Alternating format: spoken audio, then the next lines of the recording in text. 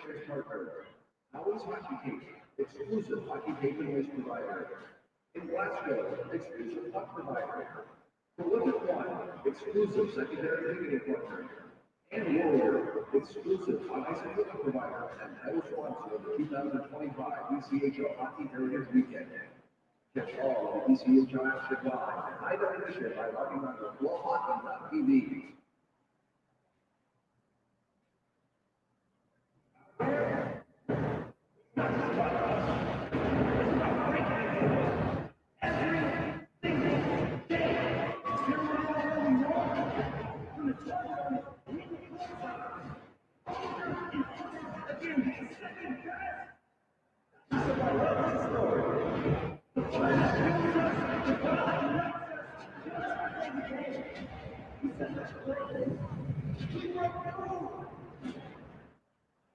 Hey, Railroad fans, I'm Anthony from Hockey Realty. Here are our best seats in the house. Be sure to stay tuned to see who winners will be sitting here later, courtesy of Hockey Realty. Thank you to Jimmy Johns and Tabletop for providing tonight's press field. And a big thank you to our founding sponsors, Alliance Aviation, Agnelli Law, Basic Savings Bank, Country Bank, the Hanover Insurance Group, and the T-Bank, Pepsi, Worcester, Fuller Beverages, Lake Aviation, Tabletop Pies, and UMass Memorial Health.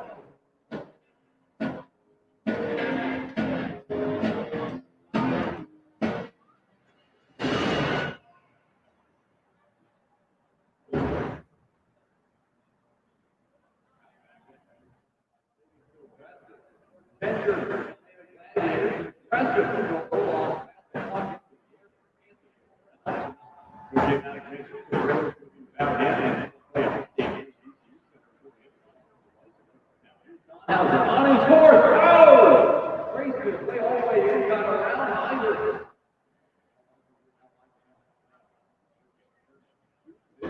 Right back out and left around here.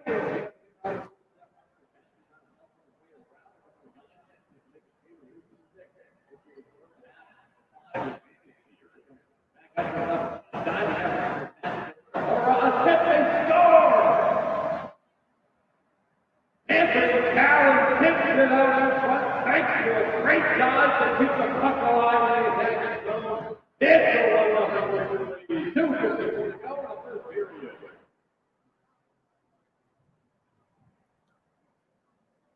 Welcome back, Anthony Rapazzi.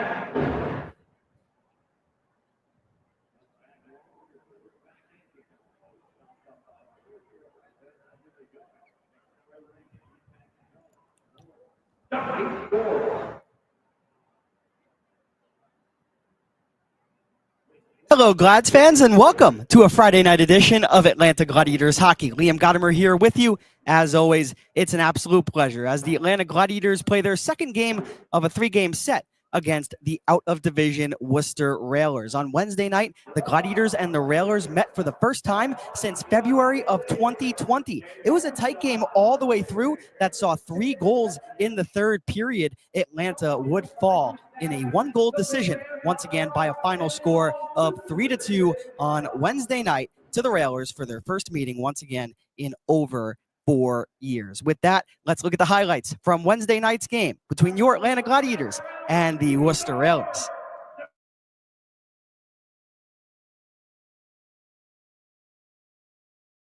He still drops the puck off. Out to the top, a drive comes in, blocked out in front.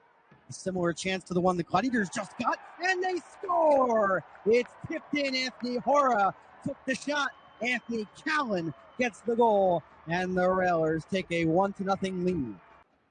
Liam Gotimer here with you for a remote broadcast of tonight's game. Jordan Kaplan, number 10, drops it off. Shot from the blue line. Ethan Hyder got over to his left. Missed high. Here is Murray. Scores! Blake Murray scores the first goal of the game for the Glads, and we're tied. What a terrific drive to the offensive zone for the Glads. Murray finished it off, but an outstanding pass from the far side half-boards. Who set him up? It was Easton Armstrong. And a blocker side snipe from Blake Murray. And it's 1-1. from the DCU Center.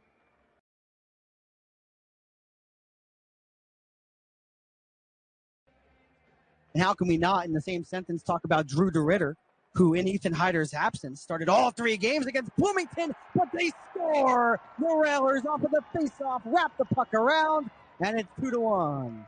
He gets some help from Rapace. Don Hauser turns, finds a man. Quick shot comes in from Callan.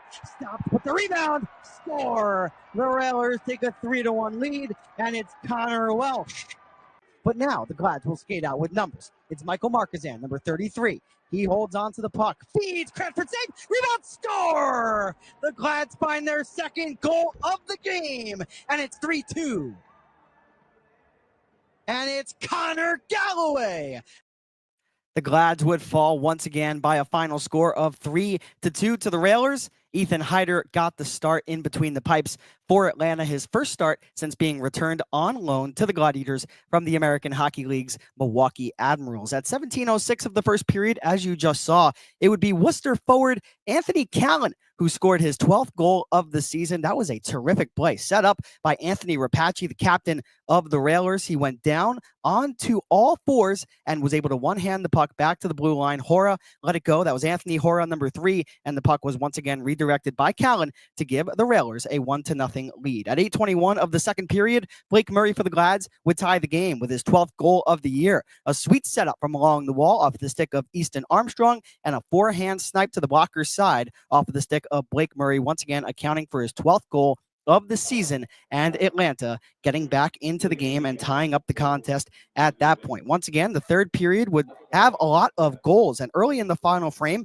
it would be the Railers that would score quickly and often to put Atlanta at a deficit. At 3:19, it would be Matt DeMellis, his 3rd goal of the season, scoring a wraparound goal. He got Ethan Hyder all the way out of the net, went around the cage himself, and with Atlanta's goaltender out of position, he was able to take advantage and give Worcester a 2-1 lead. Less than 2 minutes later, 27-year-old defenseman Connor Welsh knocked in his 6th goal of the season, and suddenly Worcester had a 2-goal lead. Atlanta would get 1 goal back, as you saw during the highlight tape, and it would be the Sugar Hill, Georgia native, Connor Galloway. Michael Markazan, again, similar to Easton Armstrong. Armstrong passed the puck to Murray, who again found the back of the net with a blocker side snipe. This time in the third period, Michael Markazan would shoot low on the goaltender for the Railers, Hugo Alas. A big rebound would come out for Galloway, and he did not miss the wide open net. Brought Atlanta within 1, but once again, that is close as Atlanta would come in Wednesday night's game. With that, let's head to a quick break. And when we return, we've got a players to watch. We've got our starting goaltenders and lines for each of these 2 teams. You're listening and watching Atlanta Gladiators Hockey on Flow Hockey and YouTube. Tonight's game is brought to you by the ECHL, celebrating its 37th season of affordable family entertainment. The ECHL would like to thank everyone in attendance for your support of ECHL hockey. The ECHL would also like to recognize the following league sponsors: AMI Graphics, exclusive signage provider; AthleticKnit, official jersey supplier; Baron Rings, official championship ring supplier; Bellevue University, official higher education partner; BFL Canada Insurance and Sutton Special Risk, sponsors of the 2025 ECHL Hall of Fame induction ceremony; Dash, official mobile auction platform; The Fairley Group, official commercial insurance provider; Flow Sports, exclusive streaming provider; Hotel Planner, official hotel reservations partner; Howie's Hockey Tape, exclusive hockey tape and lace provider; In Glasgow, exclusive puck provider; Prolific One, exclusive secondary ticketing partner; and Warrior, exclusive on-ice equipment provider and title sponsor of the 2025 ECHL Hockey Heritage Weekend. Catch all of the ECHL action live in high definition by logging on to flowhockey.tv.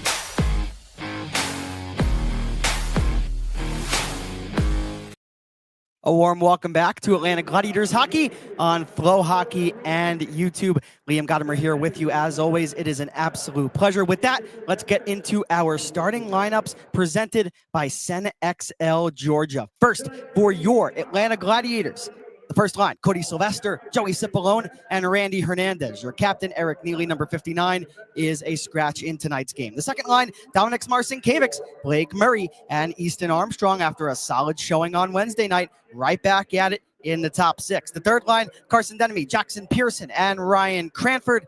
And line number 4, they produced a goal on Wednesday night. Michael Marquezan, number 33 on the left. Connor Galloway, the hometown kid, number 20 in the middle. And Zach Yoder, number 11, not a kid, but a hometown player as well, number 11 on the right side, playing forward in tonight's game. On defense, Anthony Furiolo paired up with Derek Topatic, Jeremy Hensel with Christian Hausinger, who comes off of injured reserve, and Andrew Jarvis is paired up with Dylan Carabia. In between the pipes, it's Drew DeRitter, number 34, backing him up, the goaltender who started on Wednesday night, number 31, Ethan Hyder. Now on to the home side, the Railers. They'll have Cole Donhauser, number 29 on the left, Jordan Kaplan, number 10 in the middle, Anthony Rapace, the captain, number 81 on the right side.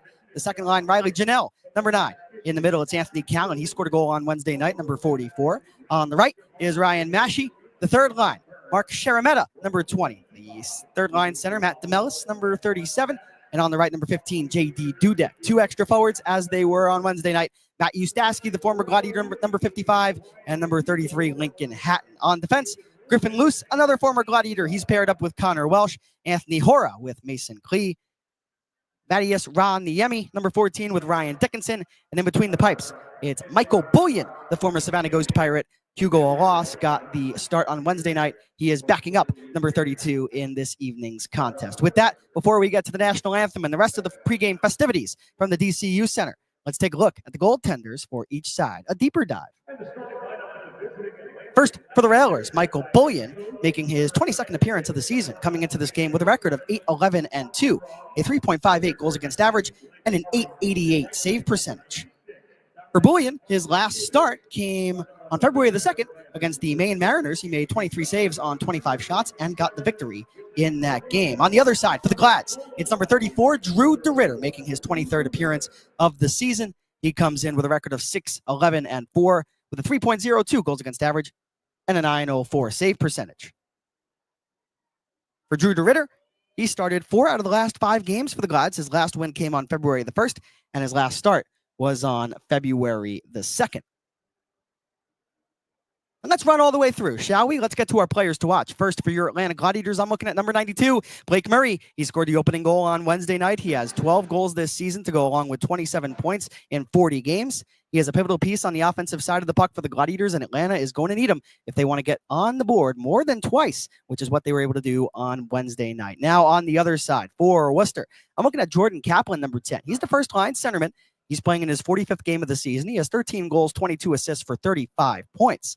Quick note on Kaplan, he was acquired in a trade with the Savannah Ghost Pirates on July the 30th. Also a part of that trade, Michael Bullion, the starting goaltender for the Railers tonight. He played 51 games with Savannah last season, 14 goals and 14 assists for 28 points, and once again, his 45th game with the Railers this evening. With that, let's send it to the DCU Center for the national anthem, presented by Hancock Whitney Bank.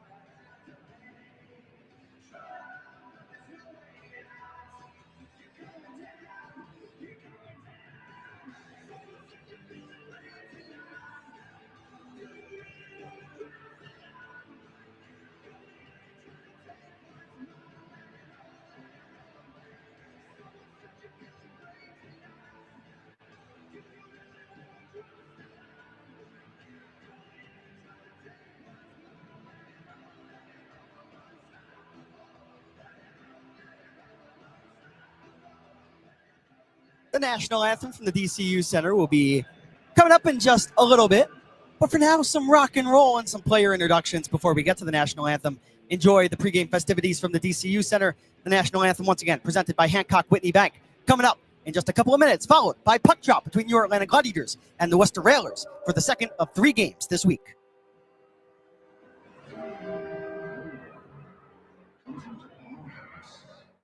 Pushes us around. It's your game. Let's do it. Let's hear it for Trent, the Red Dog. And now let's meet the Polar Beverages starting lineup for your Worcester Railers, led by head coach and general manager Nick Casalino, joined on the bench by equipment manager Tom McGowan and athletic trainer J.J. Reardon. Starting at goal, right wing, number 4, Ryan Nashi. Left wing, number 9, Riley Janelle. At center, number 44, Anthony Allen. Starting on the bench, number 22, Griffin Luce. And number 26, assistant captain, Connor Welsh. And he goes for Worcester, number 32, Michael Julian. Now make some noise for the rest of your Raiders.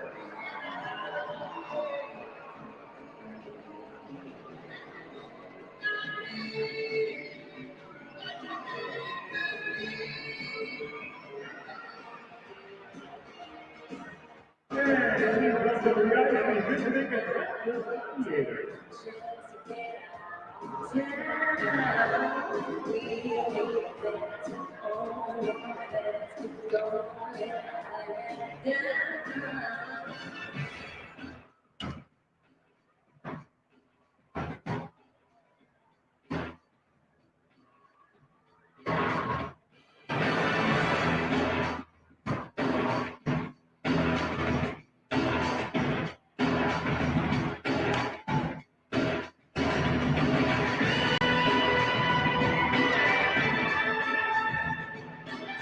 Now let's make some noise for tonight's Blue Line Buddies, the Junior Crusaders girls under 8.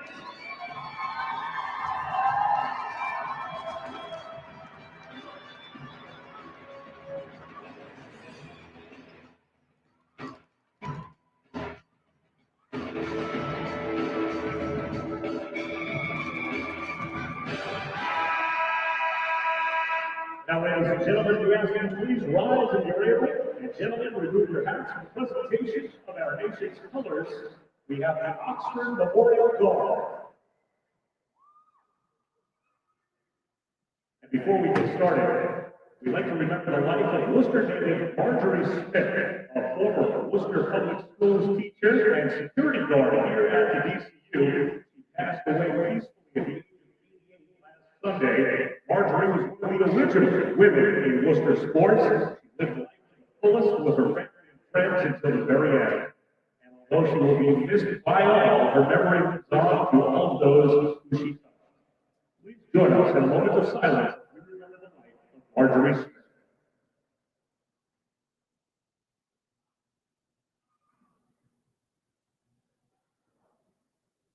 Thank you.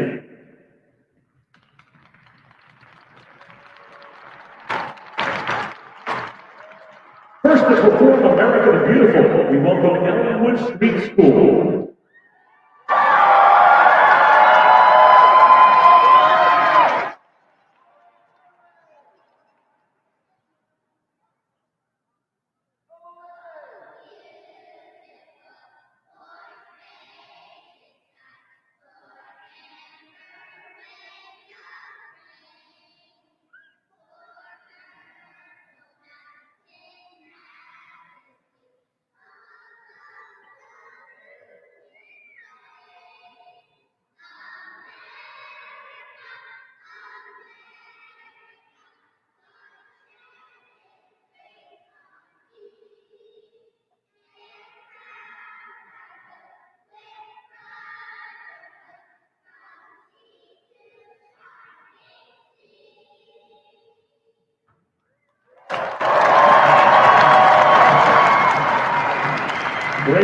Madison Conference America, Millbury Middle School.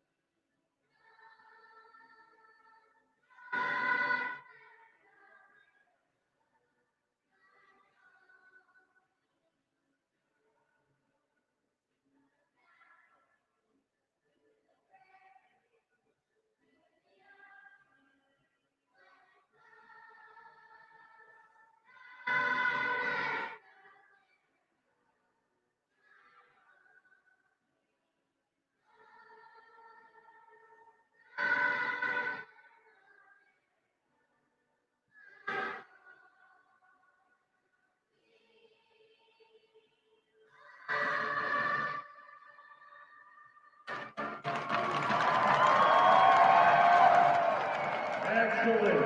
And singing our national anthem, Millbury Junior and Senior High School.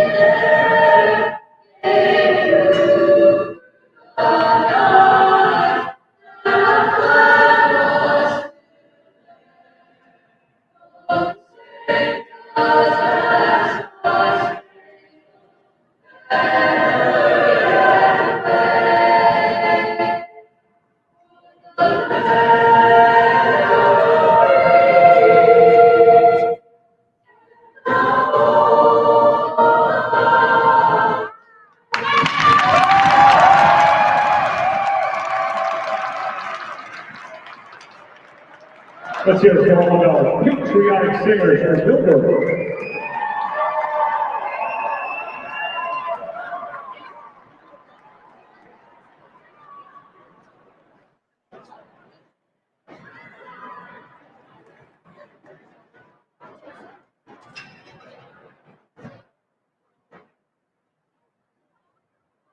Fans of the Rattlers Booster Club would like to recognize Captain Anthony Rapace, the Booster Club Player of the Month for October and November, and Jordan Captain, the Player of the Month of December.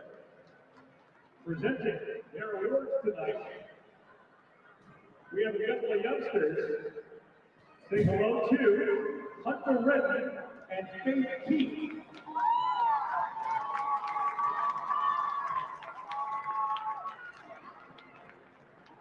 Chris O'Shea from the Booster Club here with the youngsters and our players of the month.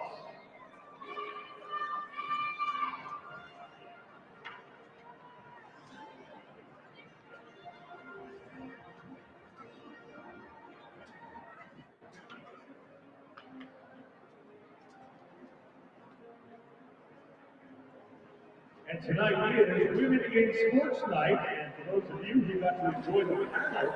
Hello all and welcome back to Atlanta Gladiators Hockey. Liam Gotimer here with you. The puck will drop between your Atlanta Gladiators and the Worcester Railers, hopefully in the next 5 minutes. One of the longest pregame festivities I've ever seen. 3 performances and the puck drop. That's something else over at the DCU Center, but it's a sold-out crowd over in Worcester. I'm here at the Gladiators front office. It's great to be here with you as it is every single night, with Atlanta looking to salvage one of the last two games between your Atlanta Gladiators and the Worcester Railers. We've got another ceremonial puck drop. This has got to be some sort of ECHL record. I've got to email the league offices to see. 2 ceremonial puck drops and 3 performances at the start of tonight's game. How about that? With that, puck will drop hopefully in the next 5 minutes. Let's take a look at the North Division standings and the South Division standings before we get you started for Atlanta Gladiators hockey. As you can see, the Trois-Rivières Lions in first place in the North Division. They took on the Savannah Ghost Pirates in their most recent game, and they lost by a 4-goal margin. The Wheeling Nailers in second place with 58 points. The Norfolk Admirals with 57 points. In that fourth and final playoff spot, it's the Worcester Railers with 44 points. In fifth place, it's the Reading Royals with 42 points, 17-27-1. And the last 2 teams in the North Division standings, the Maine Mariners and the Adirondack Thunder with 35 points and 34 points, respectively. Looking at the South Division standings, the Florida Everblades once again really running away with things. They have 64 points entering play tonight. They have a record of 29-9-5-1. South Carolina in second place, Jacksonville in third, Orlando in fourth with 57 points. It's really those top 4 teams and then everybody else. Atlanta is 14 points out of a playoff spot entering play this evening. The Greenville Swamp Rabbits and the Savannah Ghost Pirates playing some better hockey. As I mentioned previously when going over the North Division standings, the Savannah Ghost Pirates had an impressive win on home ice against the Trois-Rivières Lions, a victory that they most desperately needed, and they got it. And the Greenville Swamp Rabbits, well, they're taking on the Florida Everblades down in Estero, and they're having a ton of success, including a shutout of north of 35 saves for Dryden McKay. With that, let's send it to another quick break, and then when we return, we've got hockey for you on the Gladiators Game Network.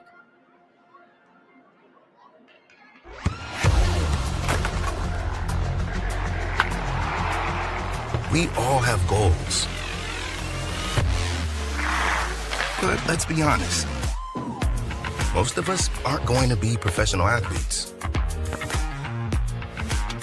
But if your goal is to finish your degree, we can help.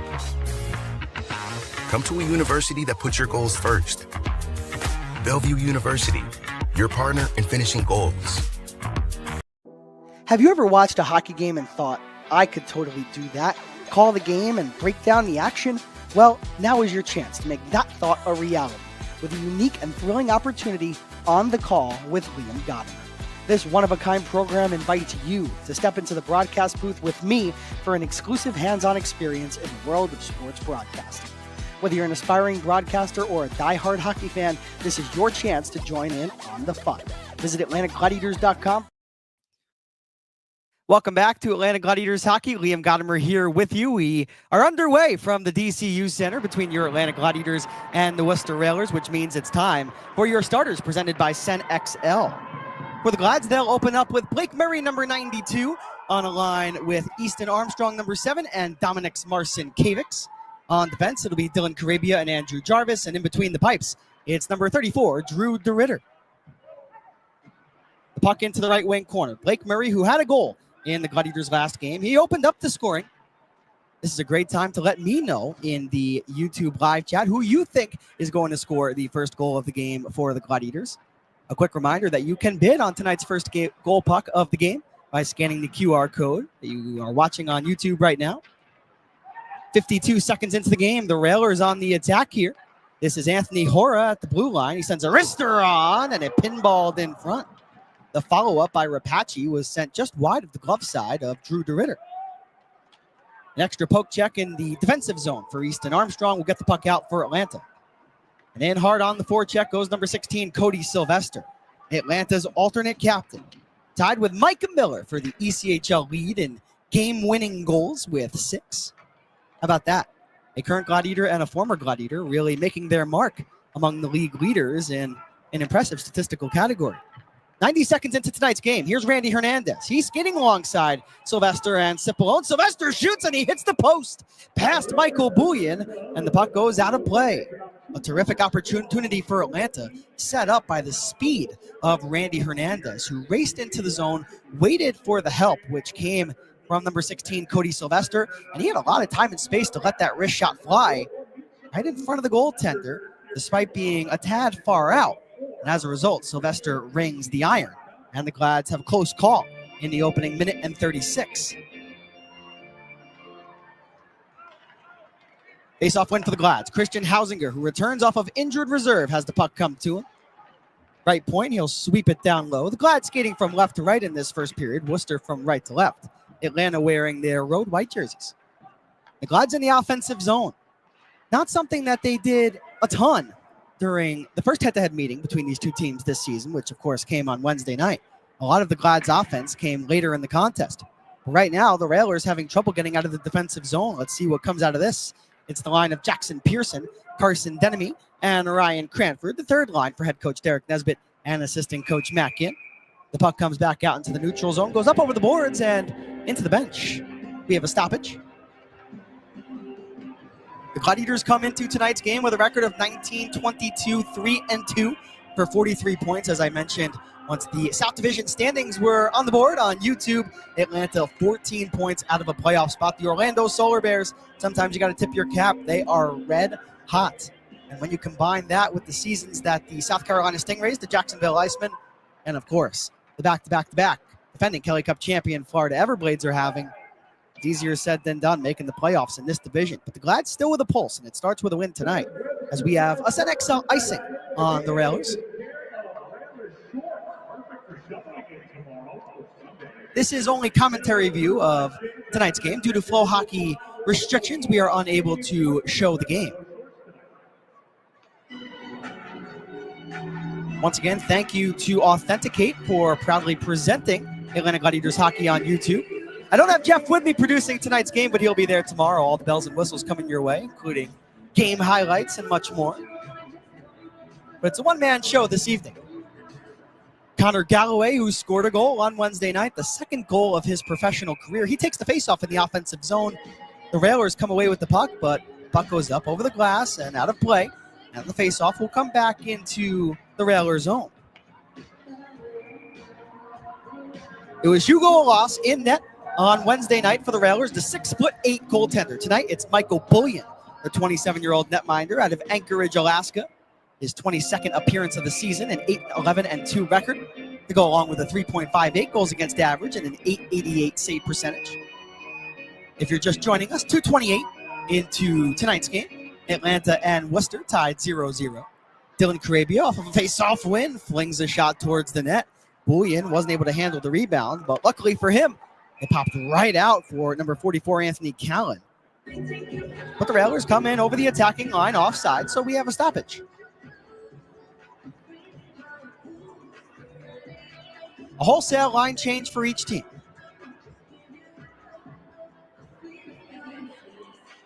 Let's take you back to our players to watch. First for the Glads, Blake Murray scored the first goal of the game on Wednesday night.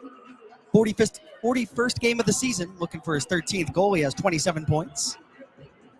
The centerman is skating alongside Dominic Marcinkiewicz and Easton Armstrong tonight. And for the Railers, Jordan Kaplan, the first line centerman. Kaplan is in tonight's game playing on the first line. As in the neutral zone, the puck is sent in by the first line left winger, Cole Donhauser. Out of his cage is Drew DeRitter. He moves it up the far wall. Now into the far corner. The Glads try to go D to D, but the puck is turned over. Connor Welsh sidesteps his man at the line, but the Glads quickly take it, and they send a quick pass up the ice, but it missed everybody, and this will be an icing presented by SNXL Georgia. Let's take you back to the lines. First for the Railers, Cole Donhauser, Jordan Kaplan, and Anthony Rapace. Riley Janelle, Anthony Callan, and Ryan Massey. Mark Sharametta, number 20 with Matt DeMellis and J.D. Dudek, the two extra forwards, Matt Ustaski and Lincoln Hatton. On defense, Griffin Luce with Connor Welsh, Anthony Hora, and Mason Klee. Matthias Raniemi and Ryan Dickinson, and in net, it's Michael Bullion. As play continues on here, the puck is pinned up along the wall adjacent to the Gladiator bench as we take a look at Atlanta's lines. No Eric Neely in tonight's game, and Drew DeRitter gets the start. Christian Hausinger comes off of injured reserve, replaced by Patrick Marcinkiewicz, who will be out for a little bit. 3:30 into tonight's game. Here's Easton Armstrong, number 7. Quick pass for Joey Cipollone, who is trailing but the linesman calls offsides, and we have a stoppage. Only one referee in tonight's game. It's Ryan Siegel, number 42. Two linesmen, David Rositis, number 90, and Maxime Bedard, number 65. So Callan and Cipollone go in to take the draw. Joey Cipollone played his first 63 games of his professional career with the Railers during the 23-24 season. Had 7 goals, 15 assists for 22 points. He has already elapsed that number with the Glads in much fewer games. As Randy Hernandez in the defensive zone, he'll come up with the puck. He'll float it cross corner, send Cody Sylvester on his way, but Michael Bouillon, very aggressive out of his net. He one-hands the puck back for his defense. Quickly, the puck is moved D to D, and up the far wall it goes. Anthony Callan tries to force it in deeper past the Gladiator defense, but Atlanta does a nice job holding on to it, executing patience, and Furiolo sends it in. So Cody Sylvester, number 16. He leaves the puck off for Randy Hernandez, who turns and shoots. His wrist shot is blocked before getting to the cage. Not a lot of physicality in that first game, but we know that the North Division, all of the teams in the North Division, really lends itself towards that style of play. So the Glads need to be ready. But it's been a back and forth start here inside the opening 5 minutes. Ryan Cranford now out onto the ice. He looks to turn away from his man. That's Ron Niemi. He does so successfully. Moving up from the blue line to the wall for the Glads is Jeremy Hansel, number 4. He left the puck behind, and Worcester can't clear. Nice job by Jeremy Hansel to keep it in, and he'll send the puck to the goal line. So Jackson Pearson, number 19. 5-game pointless streak for Jackson Pearson. A wraparound try for Ryan Cranford.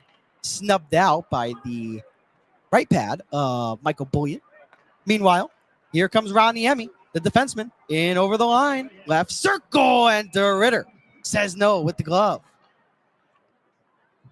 That chance came off the stick of number 14, Matthias Ron Niemi. He was drafted in the 6th round of the 2020 NHL entry draft, 183rd overall. Played 4 games with the Bridgeport Islanders this year of the American Hockey League. Now getting an opportunity to play consistent top 4 minutes in Worcester at the ECHL level.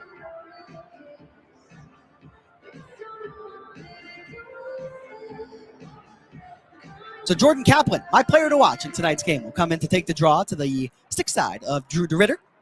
The Glads win the draw. And here comes Atlanta's 4th line on the rush. Michael Marquezan in a similar spot to where he shot the puck off of the pad, and it resulted in the Connor Galloway rebound goal on Wednesday night. He does not elect to shoot. Instead, he'll dump it in.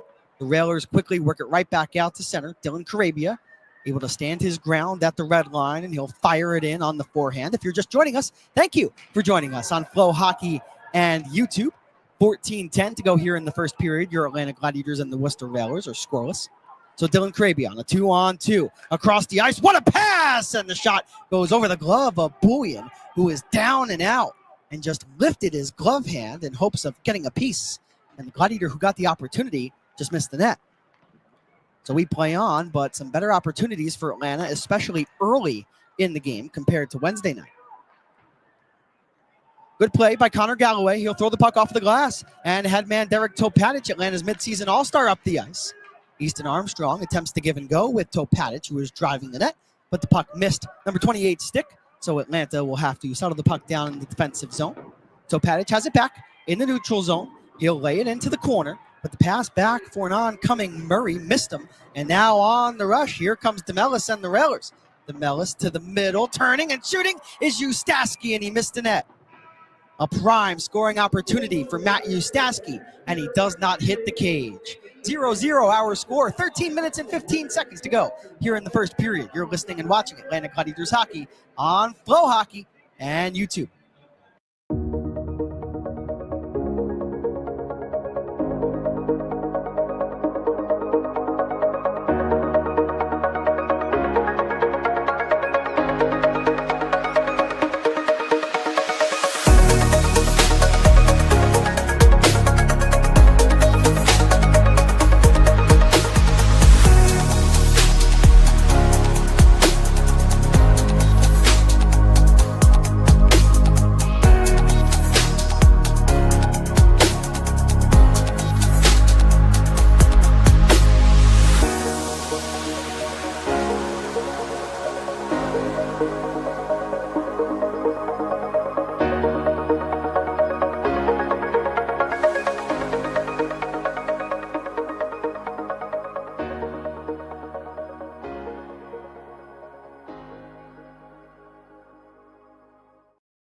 A warm welcome back to Atlanta Gladiators Hockey. Liam Gotimer here with you.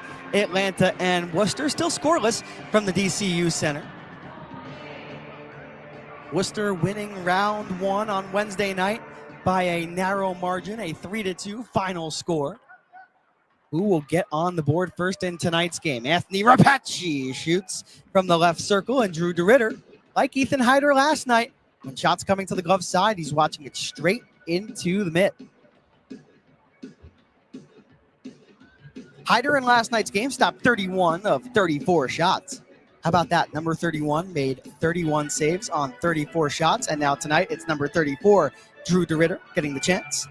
As I mentioned at the top, Drew DeRitter has started 4 out of the last 5 games for the Gladiators, with Ethan Hyder being sent to the Milwaukee Admirals of the American Hockey League, but subsequently returned now. As a quick chance off the face-off for the Railers is scooped up at ice level by number 34.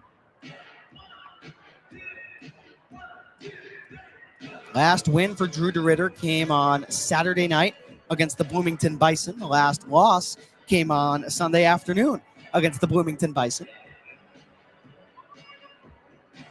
The 24-year-old netminder out of Fenton, Michigan, back in between the pipes tonight. Such a luxury for the Gladiators to have a chance to win every single night, despite, or no matter, rather, which goaltender they send out there. As we have a tie-up off of the face-off in the far circle. And here comes Atlanta's first line. Cody Sylvester with a quick first pass. Christian Hausinger shoots for the rebound, and he gets one. The puck floats into the corner for Randy Hernandez, who will maneuver the puck up the wall, but quickly picked off by number 37, Matt DeMellis. He's got a man. It's Ustaski, who knocks the puck down, and he missed high over the net. Matt Ustaski, for me, one of the most interesting players in the ECHL. The Railers are his 11th ECHL team. Played 4 games with Atlanta last year, and so far with Worcester, 3 games, 2 goals. He didn't score on Wednesday night, but he had a breakaway shorthanded, and so far in this first period, he's had the best chances for either side. The best 2 chances, I would argue. Ustaski, a former NHL draft pick of the Winnipeg Jets, 6'6", 220 pounds, 30 years old. Here's Randy Hernandez. He might have a step. He shoots, tries to go short side on Bullion, who shuts it down at the right post. Now we've got some physicality. Cody Sylvester has a man by the net guard. Cody Sylvester gets a quick tap to the chest by one of the linesmen, saying, Cody, it's not worth it. So Sylvester skates away. I believe that was David Rositis. So Joey Cipollone, in the place that he once called home to begin his professional career, the DCU Center, has a lot of friends and family in attendance. Spoke about that during his time on the Atlanta Gladiators podcast, which you can find right here on YouTube. Friendly reminder to like and subscribe if you enjoy content from the Atlanta Gladiators. YouTube, a whole new way to enjoy Atlanta Gladiators hockey, as we have an offsides at the attacking line for the Glads. Once again, you can bid on tonight's first goal puck by scanning the QR code for those watching on YouTube.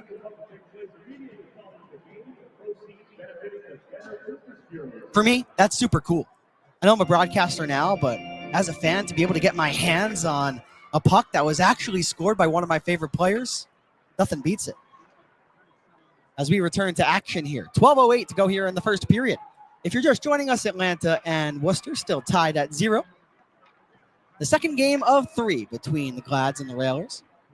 As here comes Worcester into the attacking end. Ryan Maschey, number 4, takes a hit. Fun note on Ryan Maschey, played with Ethan Hyder at the University of Connecticut last year. Here's a slap shot as the puck comes off the wall. That came off the stick of Dylan Carabia. It missed the net. Floated out to center ice, getting down to a knee to stop the puck down and lay it back for his defense is Carson Denemy. So Denemy races up through the neutral zone, and he'll get to that dump in first. He goes toe-to-toe with a Railer in the far corner, takes the puck, sets up a man, and Galloway's shot is blocked before getting to Bullion. Outstanding work from Carson Denemy, from the defensive zone to the neutral zone to the offensive zone, and he put that puck on a platter for Connor Galloway, who nearly had his second goal in as many games. So Patic will work the puck up the ice. It takes a tip off of the stick of Zach Yoder, but the linesman is going to say no tip. And we have an icing presented by Sen XL Georgia.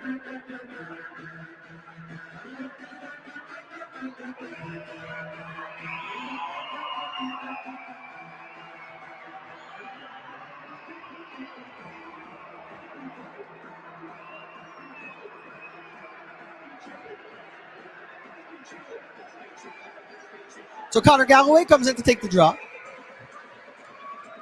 2-game point streak for Connor.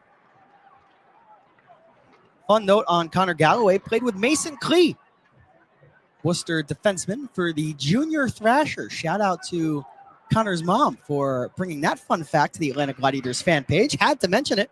Super cool.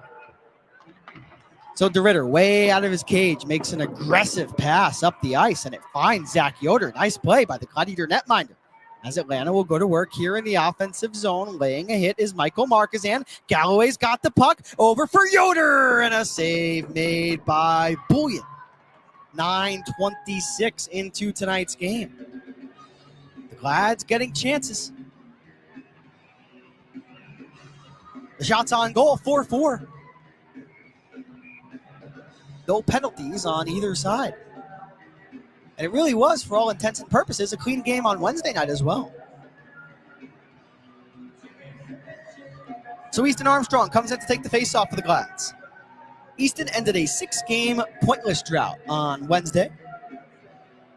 It's really surprising to even hear those words come out of my mouth that Easton Armstrong has had a pointless drought of that many games. He's been that consistent in his first pro year. He gets back on the score sheet on Wednesday. Let's see if he adds to that here tonight. So Jeremy Hansel, number 4, out of Coquitlam, British Columbia. Rink wide. Easton Armstrong, he's got a man driving to the cage. He gets it there! And Blake Murray couldn't put it home on the backhand. Bullion came out with his goal stick. That's a super aggressive play to prevent the goal by the netminder for the Railers. So Hausinger down to the goal line as the Glads still have the puck here in the attacking end. Now Worcester will push it out. It goes all the way down the sheet, and this will be a SNXL icing on the Railers with a tired group out there. And we talk about stacking shifts so much, myself and head coach Derek Nesbitt, and as he just says, we just need to be consistent in the things that we do well. And that's what I'm seeing early on in this first period. It may still be a 0-0 game, but shift in and shift out, you're seeing each line make something happen. They're impactful, whether it's in their own end, the neutral zone, or the offensive zone. And it all started with this line that's on the ice. Joey Cipollone, Randy Hernandez, and Cody Sylvester. If you remember, Sylvester hit a post in the opening 5 minutes of tonight's game. So we have another SNXL icing. Worcester wins the draw, but the only thing they can do with the puck is send it all the way down from outside of the red line. Tonight's scratches for the Gladiators. Tyler Drevich, number 74, remains on injured reserve. He's been on IR since December the 13th when Atlanta took on the Jacksonville Icemen. No Patrick Marcinkiewicz. He heads to injured reserve as well. Eric Neely, the captain, just day-to-day out tonight. And Brendan Datema out of the Gladiators lineup tonight as well. For the Railers, they're sporting the exact same team outside of the starting goaltender. So Hugo Alas backing up, Michael Bullion in between the pipes. Outside of that, same cast of characters for Worcester. So 9:45 on the clock here in the first period. Atlanta and Worcester tied at 0. Joey Cipollone in to take the face-off. In talking with Joey Cipollone on the Atlanta Gladiators podcast, he told me that he grew up as a Rangers fan.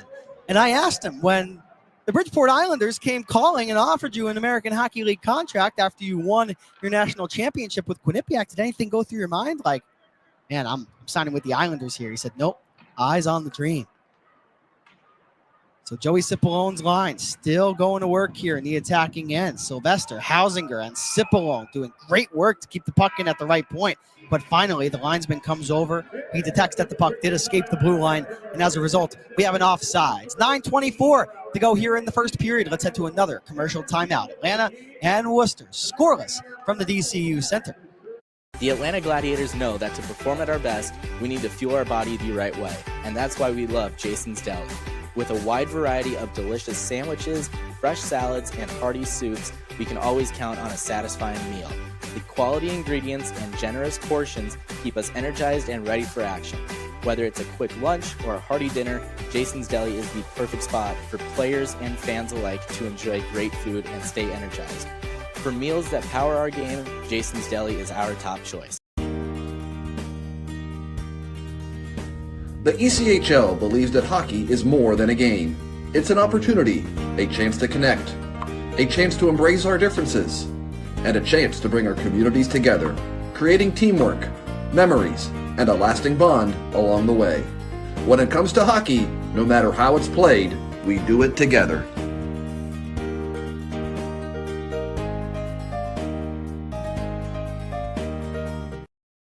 .9:24 on the clock. Liam Gotimer here with you for a Friday night edition of Atlanta Gladiators Hockey. This is a reminder that tomorrow night, the Gladiators will be hosting their first watch party of the season. It'll be at the Aloft in Lawrenceville, Georgia. Hope that you will join us. The doors open at 5 o'clock with the puck dropping at 6:05. So Jackson Pearson in to take the draw for the Gladiators outside of the Worcester blue line, controlled by the Railers as they push the puck up north. Ron Niemi sends number 44, Anthony Callan, on his horse. But as a result, the puck pops out for the Glads, and they'll work out 2-on-2. Drifting over to the right is Jarvis. They score! Tipped in on the back door, and the Glads take a 1-0 lead.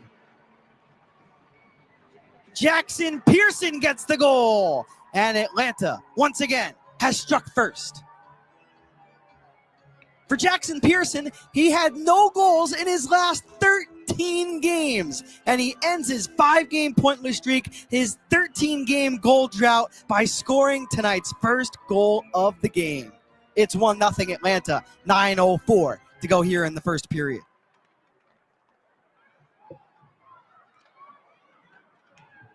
Here's a reminder, you can bid on tonight's first goal puck. That puck that Jackson Pearson just put in at the back door could be yours by scanning that QR code for those watching on YouTube. And what a nice setup for Andrew Jarvis, number 6, playing in just his 4th game since coming off of the bereavement list. Certainly an emotional time for number 6. He changes his number, heads on the road in his 4th game back. He gets a primary helper to set up Jackson Pearson for the first goal of the game. It's 1-0 good guys. Glad still in the offensive zone here off the ensuing draw. So Carson Denemy, number 18, a diagonal feed for Jarvis. He shoots through traffic, blocked down. The ricochet comes out. The Glads got a chance. That was Ryan Cranford, but he missed the blocker side of Bullion. Atlanta still with the puck here. Here's another try. Comes in quickly on Bullion, blocked down in the mid slot. And now the Railers will scoop it up from the defensive end, and they'll work in. Trying to one-hand the puck to himself was J.D. Dudek, number 15, but the puck came to the Glads. Ryan Cranford, off of the pass from Andrew Jarvis, will lead Connor Galloway into the zone. Quickly whacked the other way.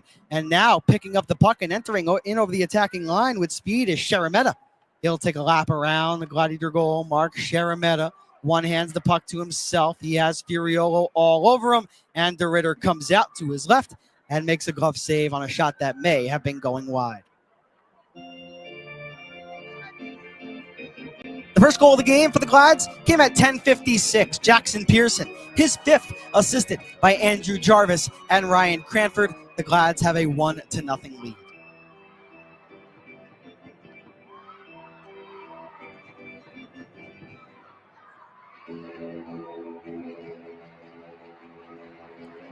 We have a message in the YouTube chat. Of course, I said Mixler, but in the YouTube chat. Made me laugh, not going to lie. Here's a quick chance for Hora.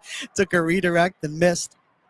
Fuzzy, who is Iced Cajun, who is a season ticket holder, said, we know what everyone is wondering. Is Liam wearing suit pants or gym shorts? Can confirm. Suit pants. You got to dress to impress. So here is the Glads. It's Derek Topadich for Connor Galloway. Back for Topadich. He shoots towards the net, and Bullion makes a glove save. 7:07 to go here in the first. 1-0 Atlanta.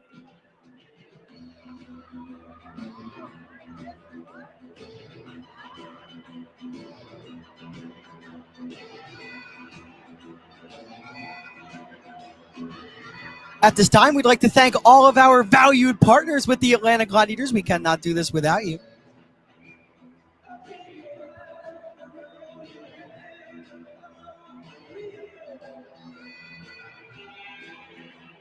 So Easton Armstrong in to take the face-off. He gets help from Dominic Marcinkiewicz. Puck kept in at the top by Anthony Furiola. Rolled around the Railers net.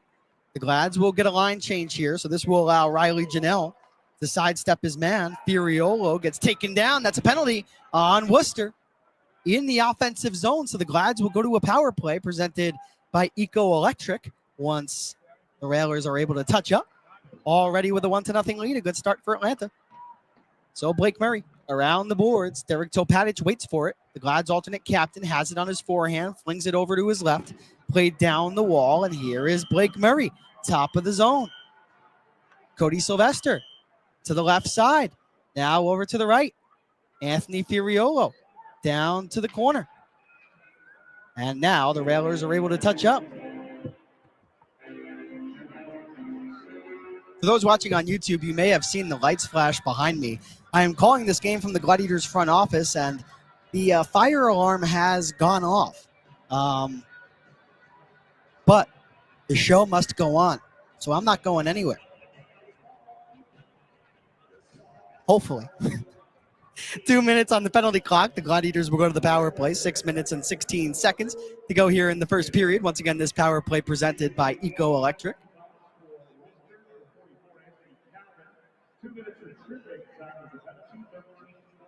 So it's Anthony Callan who gets 2 minutes for tripping, and the Gladiators go to the power play. The time of the penalty, 13:44. Here's a couple of notes on the Glads power play. Overall, 12.9% while on the road. The worst record in the ECHL at 8.5%. Topatic takes a cross check, but the puck comes to Sylvester, who shoots. Puck is blocked, comes back out for Randy Hernandez, but he loses the battle for the puck. Cole Donhauser, number 29, will get some air under it on the backhand and sends it all the way down the sheet. 35 seconds gone by on the Gladiator power play. So Derek Topatic, he turns it over to Anthony Rapace. Here comes the captain for the Railers, and he collides with DeRitter, who came out aggressive, but the puck never did get through to the net. So now in the neutral zone, the Glads will start up. But again, Sylvester tried to cross in over the attacking line. Getting there first are the Worcester penalty killers, and they'll clear it all the way down. Halfway through this Atlanta power play. 5 minutes and 10 seconds left to go here in the opening period. It's 1-0 Gladiators on a goal from Jackson Pearson, if you're just joining us. So another send-in. Racing over to the far side half boards to try and keep it in for the Glads, but Atlanta can't. Worcester gets to the puck first. And the Railers penalty kill, really nothing to ride home about. 74.8% at the bottom of the league. So Jeremy Hansel across the ice, but Easton Armstrong couldn't knock down that bouncing puck. And now skating out will be DeMellis. 1-on-3, and DeMellis will smartly skate back to the neutral zone, away from pressure, pass the puck across the ice for Anthony Hora. He'll race up over one line, now two, now into the corner, takes a lap around the Gladiator net. Hora, the defenseman, still with the puck shorthanded. A try from the line, took a tip and went over Drew DeRitter's stick. The Glads have it back in their grasp. We return to even strength as Callan comes out of the box. Jeremy Hansel looks to go coast to coast.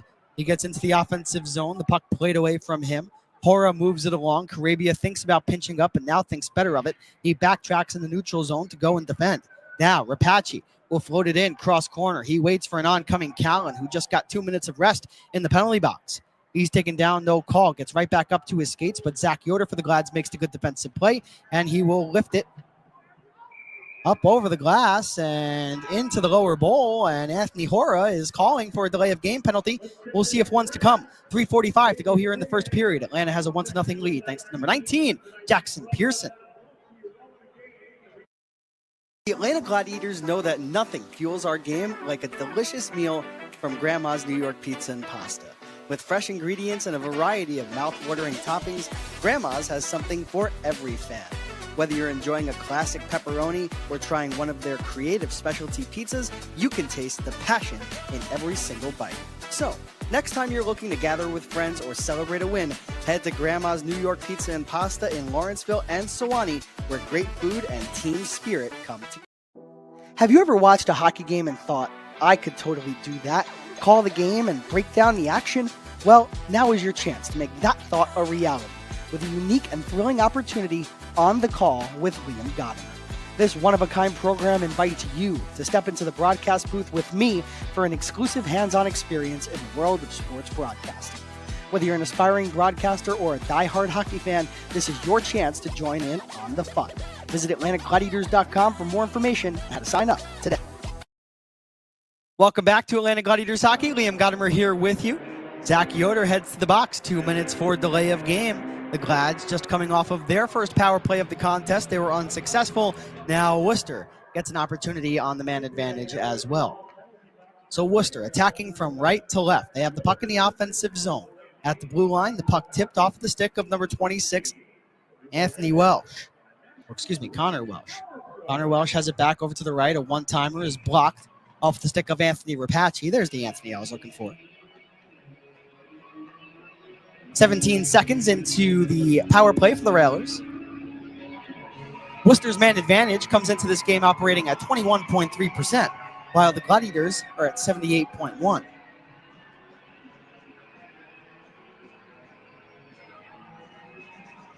So Anthony Callan takes the draw.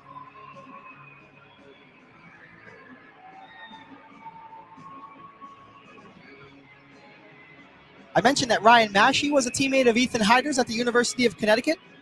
Well, the man taking the draw, Anthony Callan, was teammates with Ethan Heider at Clarkson University for 3 seasons. So Connor Welsh down the boards into the corner, but the puck turned over. Here come the Glads shorthanded. Jackson Pearson at the red line. He'll sauce it down low into the corner. 3:10 and counting left to go here in period number 1. Liam Gotimer here with you for Atlanta Gladiators Hockey on Flow Hockey and YouTube, presented by Authenticate Graphic Design and Video Production. Anthony Callan over to the left. Ryan Maschie, number 4, reverses up the wall. Welsh over to the right. Rapace, top of the right circle, goes down to the goal line. Now back north, but a puck took a tip. Now rides into the near half boards. Callan moves it quickly. Here's a chance, and DeRitter extends his right arm to make a good save on Ryan Maschie, number 4. Maschie this season has already played with the Allen Americans, Orlando Solar Bears, and the Worcester Railers. So 3 teams. Perhaps the third time is the charm for Maschie. He heads off for a line change as another unit comes on for the Railers.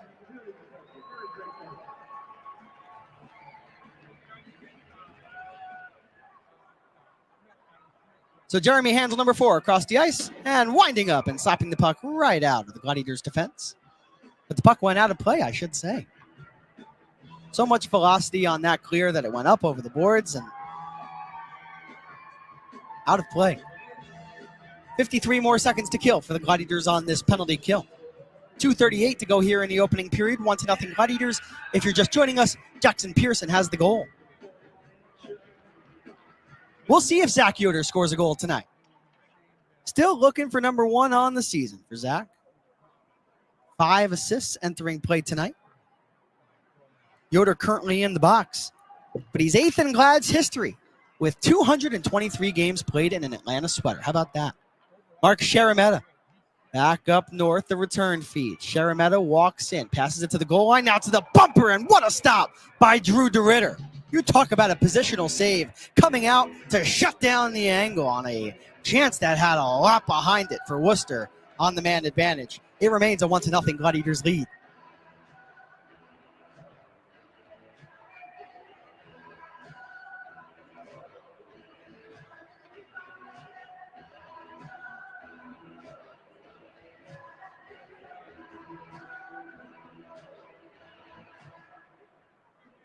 Face-off controlled by Worcester. Play down to the circle. Sharametta to the blue line. Quick chance comes in. DeRitter makes the save. Puck is loose. Janelle digging for it. Down in a pile up of bodies is a Railer who is digging for the puck, and eventually the Gladiators are able to get it clear. All the way on Michael Bouillon inside the last 2 minutes of the first period of play. Joe Sharametta will skate into the puck, number 20 for Worcester, playing in his 6th game with the Railers. Already has 4 points, 3 goals, and 1 assist. Out of the box comes Yoder. He goes for a change and is replaced by Easton Armstrong, who has the puck up along the far wing. He'll send the speedy Dominic Marcinkiewicz after the puck. Rolling it around the near boards is Blake Murray. Quick chance from Hausinger. Took a tip from Armstrong. Michael Bouillon No clue where that puck was, but he got some help from his defense, who quickly scooped up the puck, skated out of the defensive zone, and now into the attacking end.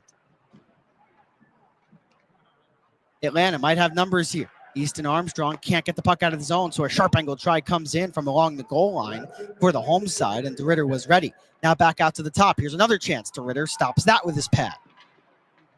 Under 60 seconds left to play here in the first period. Another chance. Whistles just wide. Skating into the puck is Ron Niemi, number 14, the Finnish defenseman out of Lahti, Finland. He'll take the slap shot, blocked in front, comes loose for Kaplan. He kicks it soccer style over to the left. The Glads settle it down behind their own net. Furiolo, under some pressure, finds Murray, who will float it out on the backhand, but pushed right back the other direction by the Railers. The Glads need to hang on here in the final 23 seconds of the period, and DeRitter makes the save. He gets frustrated as Donhauser got up into his grill, and now we've got a pileup behind the Gladiator net. Dominic Marcinkiewicz has a man. That was Ryan Dickinson. Christian Hausinger keeping Connor Welsh at bay. Easton Armstrong there. Anthony Furiolo as well, who is now held by his neck guard. Don't mess with the goaltender, ladies and gentlemen. You won't get the reaction you want out of the opposing team. The alarm is not going off anymore. If it had still gone on, I probably would have called an audible, done something. But it went off, scared me for a minute. Heart rate went high. The lights were flickering. And then I looked up and it wasn't flickering anymore. So I guess we're all good. That's really igniting the fury, am I right? All right. I'll see myself out. The Glads will get a power play out of this. You ever say a joke to yourself and make yourself laugh? Now that we're on YouTube, I'm doing a whole lot of that. Staring right into the camera. Gotta love it. A new way to enjoy Atlanta Gladiators hockey. There won't be a power play for the Glads. They changed it from a 2-minute power play for Atlanta to some 4-on-4 hockey, so coincidental minors on each side. Once those come in from the league, I'll be happy to report them to you. 23.6 ticks left to go here in the period.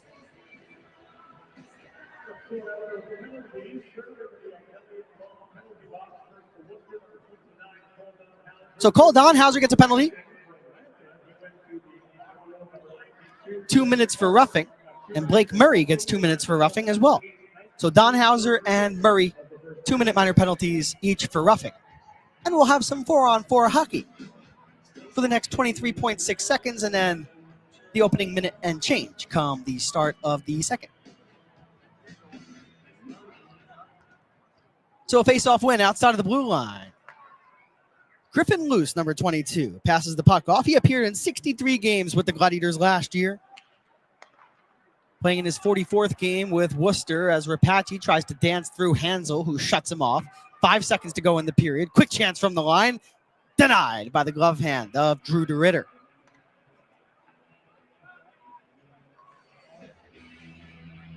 "19 seconds into the 4-on-4. Just 4 seconds left to go here in the period. Always interesting to see what teams do in this situation, right? I think there's too much time on the clock for it to happen in this instance. But 4 seconds left to go in the period. You have an offensive zone face-off coming up. Do you pull your goaltender? Too much time. But if you have between 1 and 2 seconds, pulling the goaltender in favor of the extra attacker when you know that the opponent will not have enough time to send it down 200 feet is not a bad strategy. But that doesn't happen here. The Glads win a draw. They pin the puck over to the corner boards, and that does it for the first period. Atlanta with a 1-0 lead after 20 minutes of play.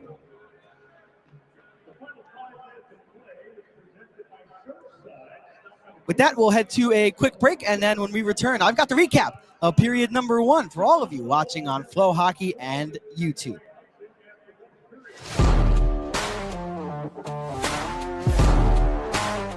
Hey Gladiator fans, this is Roland from Kelly Tours, your Atlanta Gladiators team driver.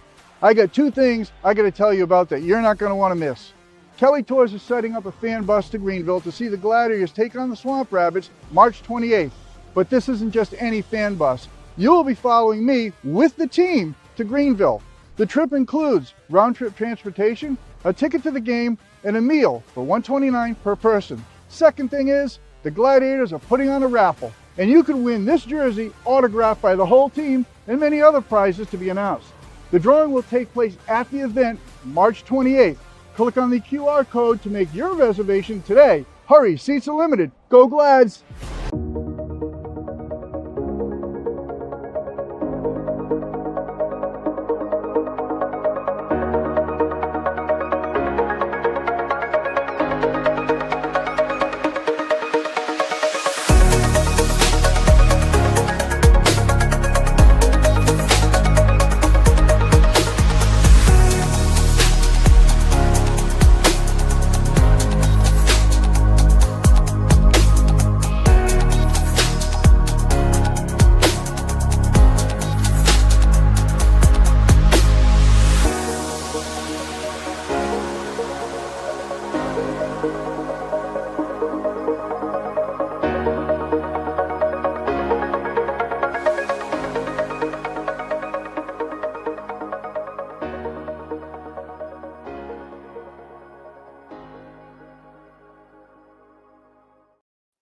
A warm welcome back to Atlanta Gladiators Hockey. Liam Gotimer here with you.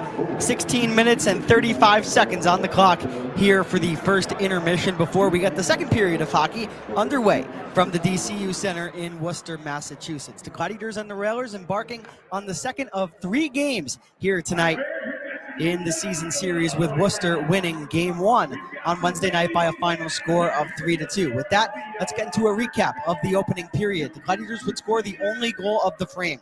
It would be scored by Jackson Pearson, number 19. He ended both a 5-game pointless streak and a 13-game goalless drought, with the marker once again coming at 10:56. His 5th goal of the season, set up by a combination of Andrew Jarvis and Ryan Cranford. Jarvis had the puck in deep in the offensive zone, went straight to the back door, and it was tipped in by Jackson Pearson, who had his stick down and was positionally sound to get the Gladiators their first goal of the game to give the club, once again, a 1-0 lead. The period would end with a 1-0 score, with the shots on goal 9-8. The penalties: Anthony Callan went off for a 2-minute minor for tripping at 13:44. Zach Yoder went off for a 2-minute minor for delay of game at 16:15. And at 19:36, Blake Murray and Cole Donhauser went off 2 minutes each for roughing. Coincidental minors resulting in a 4-on-4 that has 1 minute and 37 seconds left on it once we begin the second stanza of play. The goaltenders, after 20 minutes, Michael Bullion for Worcester has made 7 saves on 8 shots, while for the Glads, Drew DeRitter has been a perfect 9 for 9. The power plays: Atlanta is 0 for 1, Worcester is 0 for 1 as well. With that, let's take a look back at our players to watch from tonight's game, see how they're doing. I was looking on the Atlanta side at Blake Murray, number 92, who in that first period had 1 shot on goal, took a 2-minute minor penalty once again at 19:36. He scored on Wednesday night. On the other side for Worcester, I was looking at Jordan Kaplan, number 10. Obviously, with the Worcester Railers without a goal in that first period, he's not on the score sheet either, did not record a shot on goal. We'll see if Kaplan and Blake Murray are both a little bit more noticeable come the start of the second period. With that, let's take a look once again at the South Division standings entering play tonight. Florida Everblades running away with things with 64 points, 6 points ahead of the next best team, the South Carolina Stingrays, who are in second. The Jacksonville Icemen and the Orlando Solar Bears round out the top 4 spots in the division, while your Atlanta Gladiators in that dreaded 5th spot, 14 points out of a playoff spot entering play tonight. Savannah with 42 points. They come into tonight's game off of a much-needed victory at home against the Trois-Rivières Lions, while the Greenville Swamp Rabbits having some success where not many teams are able to do that in Estero, Florida, against the back-to-back-to-back defending Kelly Cup champion Florida Everblades. On the other side, in the North Division, the Trois-Rivières Lions, they have 61 points, 3 points ahead of second place Wheeling. The Railers in that 4th and final playoff spot, still trying to hold off the Reading Royals, who are 2 points behind, the Maine Mariners, who are within striking distance, and the Adirondack Thunder, who are still trying to pick things up after a tough start to the season. With that, before we let you go to a quick break and then to the rest of the intermission, here on Flow Hockey and YouTube. Let's take a look around the ECHL. Trois Rivières Lions have a 2-1 lead over the Jacksonville Icemen at the end of 20 minutes.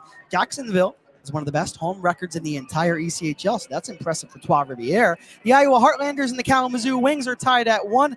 The second period just underway in that game. The Indy Fuel have a 1-0 lead over the Wheeling Nailers. That matters for the Worcester Railers fans in the North Division. The Glads, of course, with a 1-0 lead over Worcester. The Maine Mariners have a 1-0 lead over the Norfolk Admirals.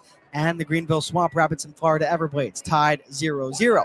The Savannah Ghost Pirates at home against the Bloomington Bison. They have a 2-1 lead with 5:20 to go in the first period. The Toledo Walleyes scoreless in the first period with the Fort Wayne Comets. The Kansas City Mavericks scoreless with the Cincinnati Cyclones. And games yet to be underway. Let's go. The Utah Grizzlies and the Tulsa Oilers. The Wichita Thunder and the Allen Americans. The Rapid City Rush and the Idaho Steelheads. And last but certainly not least, the North Division's Adirondack Thunder in Lake Tahoe to take on the Night Monsters. With that, let's head to a quick break. And then I'll be back in around 10 minutes to bring you all the coverage of period number 2 between your Atlanta Gladiators and the Worcester Railers. You're listening and watching Atlanta Gladiators Hockey on Flow Hockey and YouTube. Tonight's game is brought to you by the ECHL, celebrating its 37th season of affordable family entertainment. The ECHL would like to thank everyone in attendance for your support of ECHL hockey. The ECHL would also like to recognize the following league sponsors: AMI Graphics, exclusive signage provider; AthleticKnit, official jersey supplier; Baron Rings, official championship ring supplier; Bellevue University, official higher education partner; BFL Canada Insurance and Sutton Special Risk, sponsors of the 2025 ECHL Hall of Fame induction ceremony; Dash, official mobile auction platform; The Fairley Group, official commercial insurance provider; Flow Sports, exclusive streaming provider; Hotel Planner, official hotel reservations partner; Howie's Hockey Tape, exclusive hockey tape and lace provider; In Glasgow, exclusive puck provider; Prolific One, exclusive secondary ticketing partner; and Warrior, exclusive on-ice equipment provider and title sponsor of the 2025 ECHL Hockey Heritage Weekend. Catch all of the ECHL action live in high definition by logging on to flowhockey.tv.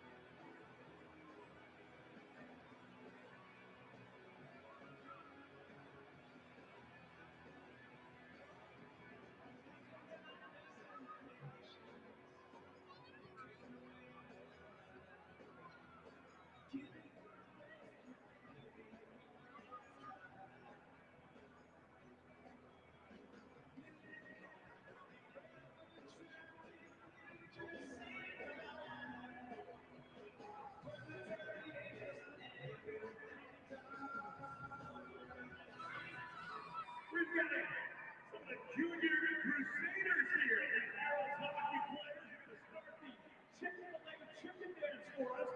Girls, get those chicken fingers in the air. And listen to the music. Your turn. Ready? Who's next?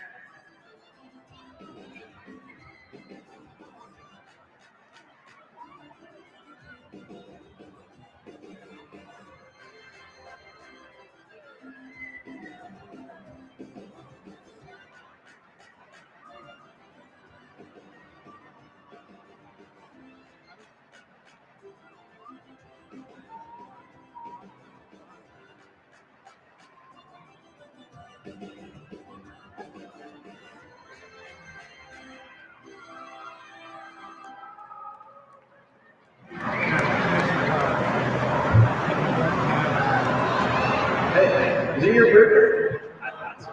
Happy birthday, Mr. Ray.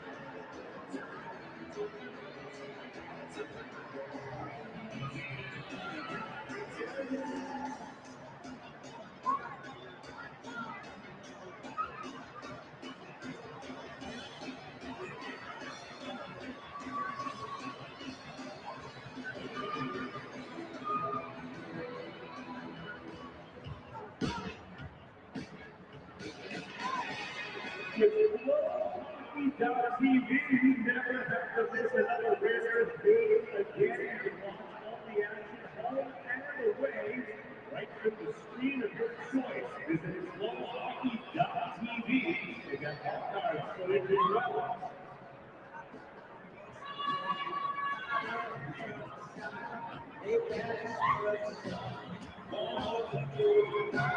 In the interest of your safety, please be aware that pucks, puck and other elements may fly over the flat and can be dangerous.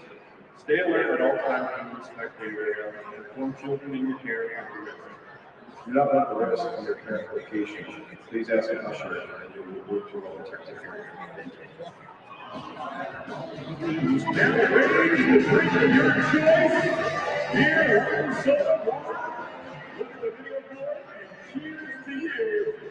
State Brewery, cheers to you.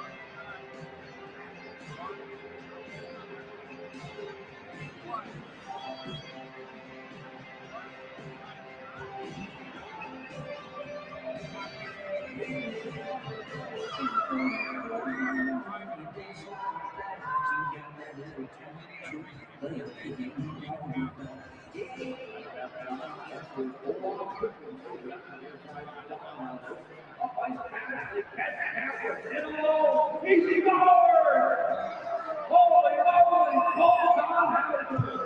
Sent it about 170 feet onto the table. Captain does the rest.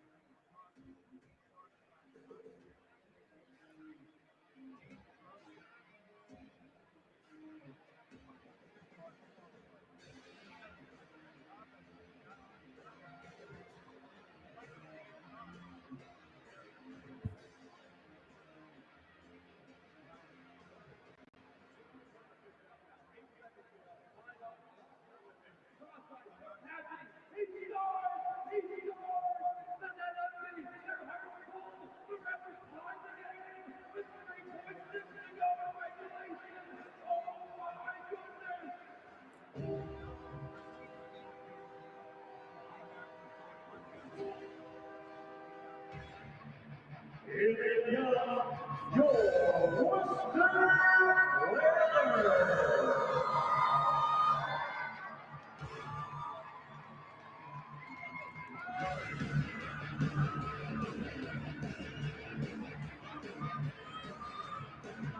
Hello, all, and welcome back to Atlanta Gladiators Hockey live on Flow Hockey and YouTube. Liam Gotimer here with you for the coverage of the second period between your Atlanta Gladiators and the Worcester Railers. During the first period, Atlanta would score the game's only goal. It came off the stick of number 19, Jackson Pearson. The second-year pro ended a goalless drought of 13 games with the marker, and Atlanta took a 1-0 lead. The assists on the tally for Jackson Pearson go to Andrew Jarvis on the back end, wearing number 6, and Ryan Cranford, the second-year pro.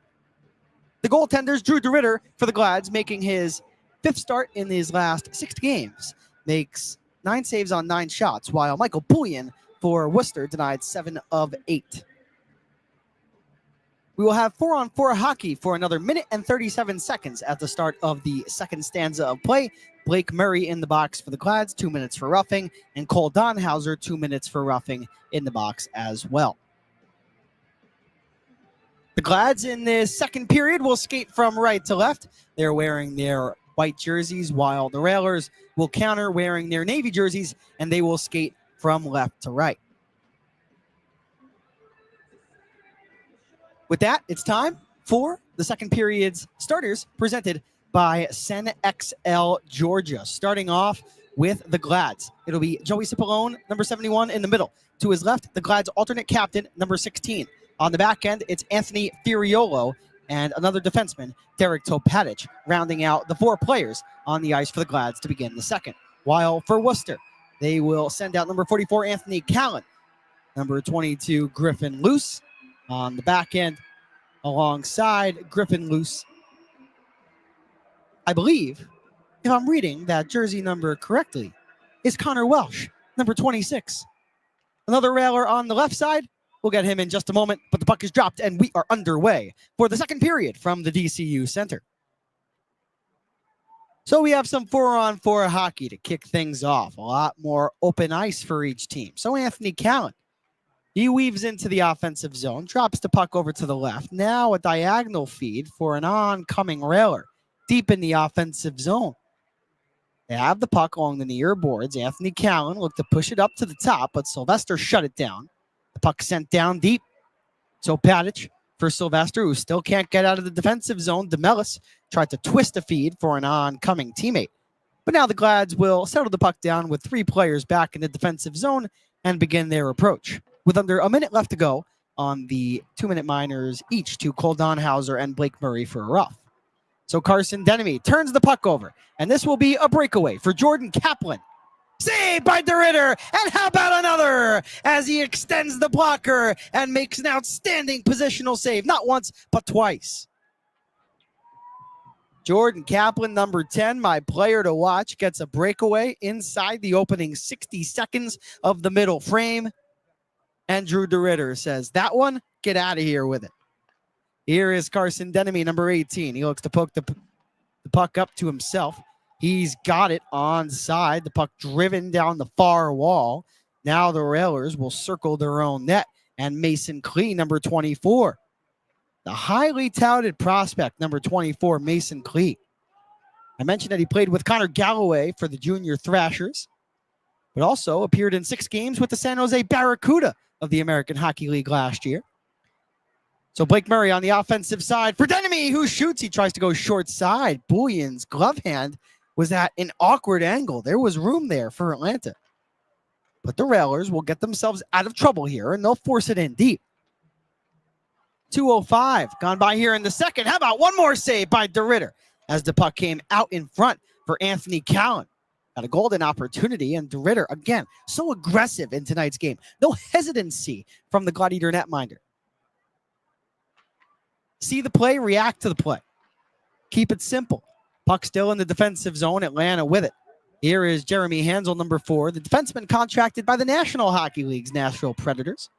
pushed up the near wing and now subsequently fired in cross corner. This will roll past the goal line as the pass came from outside of the red line and will result in a Sen XL icing against your Glads.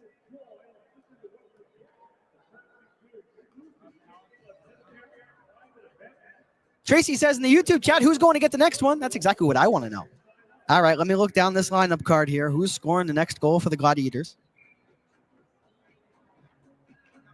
How about a player that has some history in the North Division? Dominik's Marcinkiewicz. Dominik's, of course, not unfamiliar with the North Division. Played 15 combined games with the Adirondack Thunder and the Reading Royals. Here's a slap shot from the left point for Worcester. Drew DeRitter looks to the referee saying, I got knocked into, but the puck never did get to him, so no harm, no foul. DeRitter now back up to his skates as we approach the 3-minute mark of the second period, 17:05 and counting left to play here in the frame. If you're just joining us, the Glads have a 1-0 lead. Tom McLaughlin says, number 11, Zach Yoder's going to get the goal. Fuzzy says Drew DeRitter. Now, if he could score a goal with the other goalie in the net, that would be impressive. So Connor Galloway in over the attacking line. He's shut off, but again, maybe undersized, but he goes 1-on-3. Puck stopped down outside of the blue line. Here comes Galloway. He drops the puck off for Markazan, and what a chance for Michael Markazan. And again, set up by Connor Galloway. I think it's time to start referring to Connor Galloway as one of this team's best offensive players, for real. Doesn't matter where you're playing in the lineup. Every single shift, we see Connor Galloway come on the ice. He sets up his teammates for a grade A scoring opportunity. Smart player that did things well, or does things well on the ice, and a captain in college at SUNY Brockport, State University of New York at Brockport. Good character guy, wins face-offs. Doesn't win a face-off there. You know why? Because the announcer said it. Back out to neutral. The Glads have it back. Michael Markazan for Galloway. It's a bouncing puck. Galloway at the left side half boards goes into a battle for the puck. Zach Yoder, number 11, will force it down. Mason Klee, number 24, will circle his own net. So Klee, he gets around 1, 2, and almost 3 Gladiators, but now he's finally stood up in the neutral zone. A quick note on Klee, 6'2", 194 pounds, 25 years old, out of Morrison, Colorado. Dylan Carabia thought to have beat out the icing, but the linesman confirms it. Gets a roar from the Gladiator bench, but to no avail, and the icing is confirmed, once again presented by Sen XL Georgia. And the faceoff will come to the side of Drew DeRitter.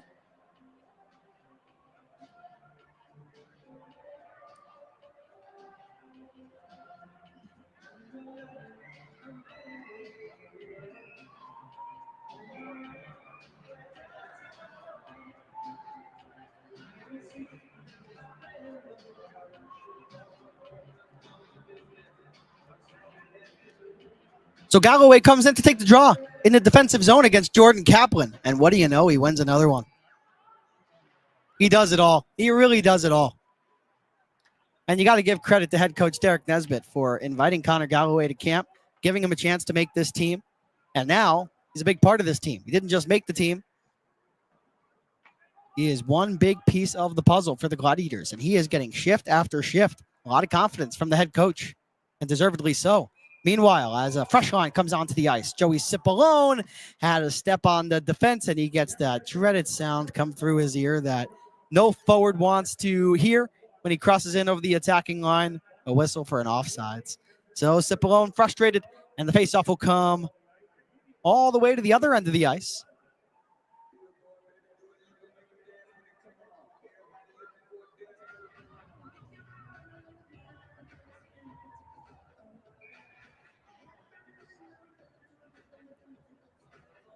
.26 on the clock here in the second period. First line for Worcester comes out there. Jordan Kaplan wins the draw back for Anthony Rapace, number 81. The captain of the Railers, but an extra poke check sends Cody Sylvester in on a break. Sylvester, save made by Bullion. Rebound comes out, and another stop on Randy Hernandez. Sylvester was all alone, but he was not centered necessarily in front of Bullion. Tried to go low. Bullion extended the pad, let off a juicy rebound, allowed Randy Hernandez to get a follow-up opportunity. Bullion was ready for that as well, as Rapace Wraps the puck around, looking to the back door. Nobody standing there, so Griffin Loose will force it in deep. So Padich gets physical with his man behind the Gladiator net. And now here comes Atlanta up the ice. Randy Hernandez looking across for an oncoming Sylvester. Quickly picked off by Worcester. So Rapace skates in, but a good defensive play by his opposite number in number 81 for the Glads, Randy Hernandez. A long shift. Hernandez comes back, makes the defensive play, and prevents the top gun on the offensive side of the puck for Worcester to get a chance at the Gladiator net. It's the little things. And Randy Hernandez right there with Connor Galloway and doing those little things that you need to do to win hockey games. So Jackson Pearson, hopefully with some confidence under him after scoring in the first period. Jeremy Hansel straight away shoots, save, bullion, and they score! The Glads crash the net, and Ryan Cranford, the recipient. He's got a goal and an assist tonight. And it's 2-0 Atlanta.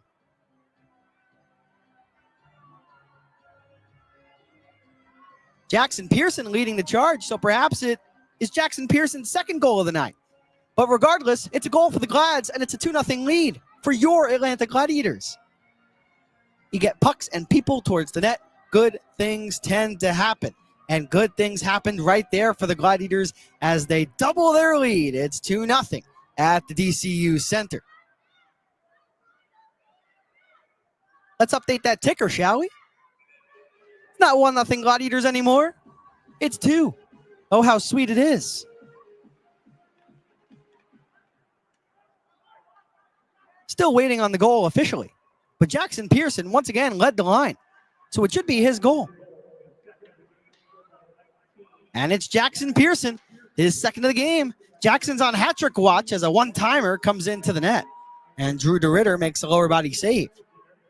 So early in this game, Jackson Pearson already with 2 as a blast comes in from the top. That was a howitzer off of the stick of J.D. Dudek. Meanwhile, the Glads on the rush. Jeremy Hansel across the ice. Puck taken here by Worcester. They force their way out through center. A pass over to the right.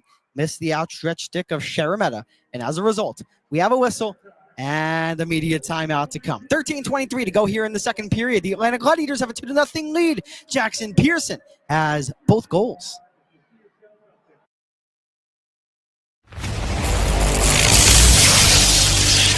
Tonight's game is brought to you by the ECHL, celebrating its 37th season of affordable family entertainment.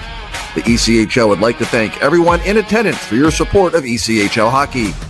The ECHL would also like to recognize the following league sponsors: AMI Graphics, exclusive signage provider; AthleticKnit, official jersey supplier; Baron Rings, official championship ring supplier; Bellevue University, official higher education partner; VFL Canada Insurance and Sutton Special Risk, sponsors of the 2025 ECHL Hall of Fame induction ceremony; Dash, official mobile auction platform; The Fairley Group, official commercial insurance provider; Flow Sports, exclusive streaming provider; Hotel Planner, official hotel reservations partner; Howie's Hockey Tape, exclusive hockey tape and lace provider; In Glasgow, exclusive puck provider; Prolific One, exclusive secondary ticketing partner; and Warrior, exclusive on-ice equipment provider and title sponsor of the 2025 ECHL Hockey Heritage Weekend. Catch all of the ECHL action live in high definition by logging on to flowhockey.tv. A warm welcome back to Atlanta Gladiators Hockey. Liam Gotimer here with you. Atlanta and Worcester for the second of 3 games this season from the DCU Center. The Glads have a 2-0 lead after being narrowly defeated 3-2 on Wednesday night in game number 1. If you're just joining us, Jackson Pearson has both goals, and he is on hat trick watch. A warm welcome to everybody watching on YouTube and Flow Hockey. Worcester has the puck in the offensive zone, a slap shot as the puck came off the wall for Ustaski, misses the net by a country mile. Here is Anthony Callan shooting. He missed the net. Dylan Carabia takes a cross check to the back, right in the sight line of the referee, and now gets ragdolled by his hair. So we play on. Dominic Smarcinkiewicz over to the right. It connected with a Gladiator, but in ahead of the playoff side was Easton Armstrong.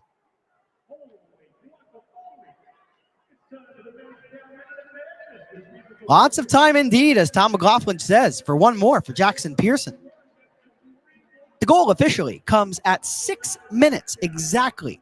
Jackson Pearson, his 6th goal of the season, his 2nd goal of the game, assisted by Carson Denemy and Jeremy Hensel.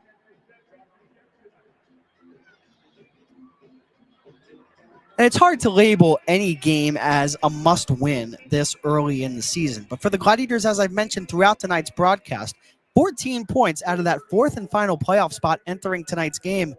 The Glads got to start winning. They got to start gaining points in the South Division standings if they want to qualify for some extra hockey following the season. It would be a good start to get 2 points here tonight against the Railers.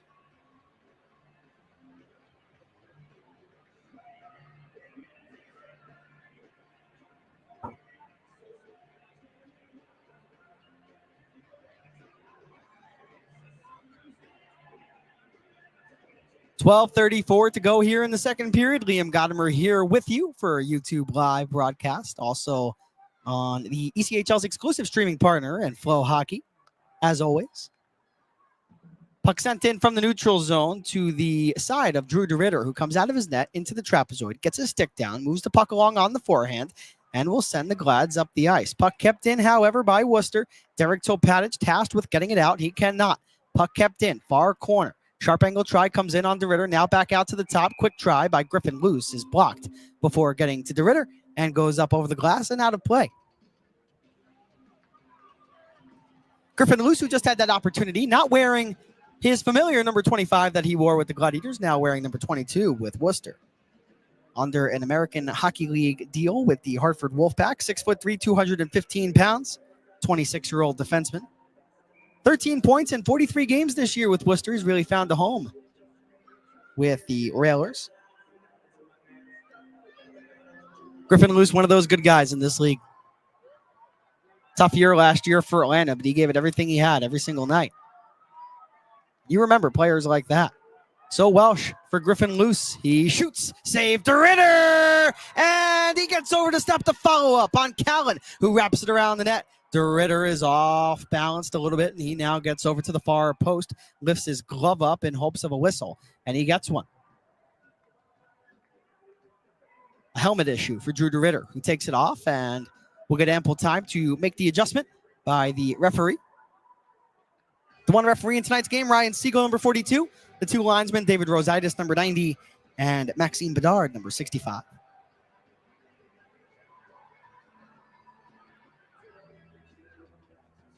Fuzzy says, I had grandma's twice this week. They even had a pineapple pizza. Did I say their Zeppeli is delish? Stop. I'm getting hungry. Didn't eat dinner before this broadcast. You don't broadcast. You don't eat dinner and then broadcast. It's kind of golden rule as a broadcaster. But a Zeppeli, sounds good, especially from grandma's New York pizza and pasta. Here's a chance for Worcester. They score. Ryan Massey finishes it off. A side-to-side feed, and Massey goes upstairs, blocker side on Drew DeRitter.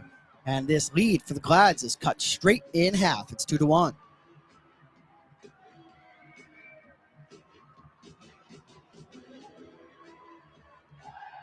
Let's take a look at the replay. If one does come from Worcester, some technical difficulties from the DCU Center prior to tonight's game.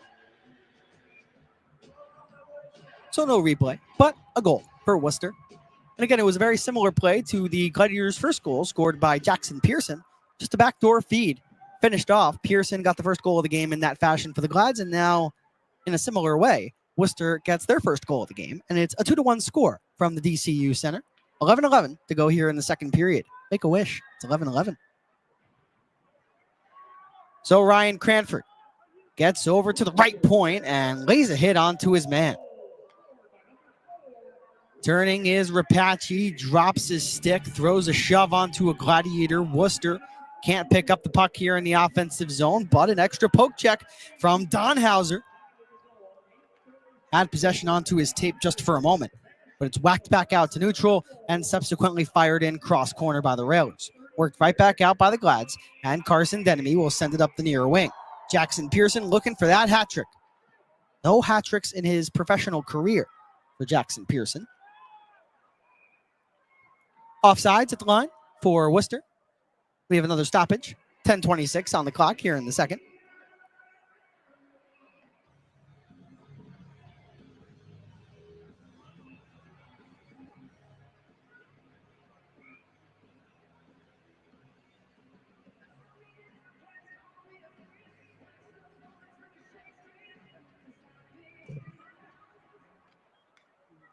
Atlanta off of the ensuing faceoff at center ice. Forced in deep, Bullion out of his cage, moves it along the near side, kept in by Blake Murray. Down to the goal line, a feed intended for Dominic Marcinkiewicz, closed off by a railer who's down on all fours in an attempt to defend. Easton Armstrong with a railer all over him. Gets the puck from Murray, who comes over in support. But now J.D. Dudek will skate out on the offensive. He gets a return feed. Dudek in deep. Pushes it over to the far side of the ice. Now rolled down low into the trapezoid as a Let's Go Railers emanates from the crowd at the DCU Center. Here is Anthony Furiolo, Atlanta's leader in plus minus since joining the team, a plus 10. Pass across the ice intended for Dominic Marcinkiewicz, intercepted by J.D. Dudek, who skates in. Dudek, what a move. He's brought down. It's a penalty on the Glads. Connor Galloway is going to get nabbed 2 minutes for tripping.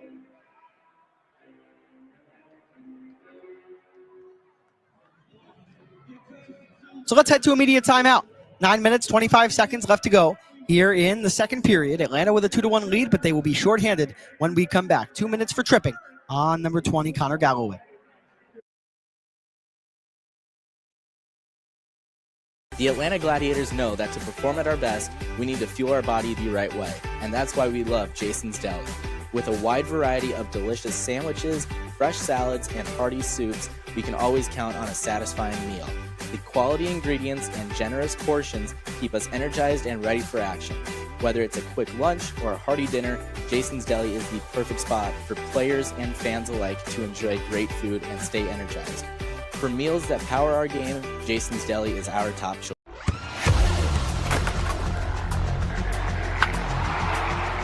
We all have goals.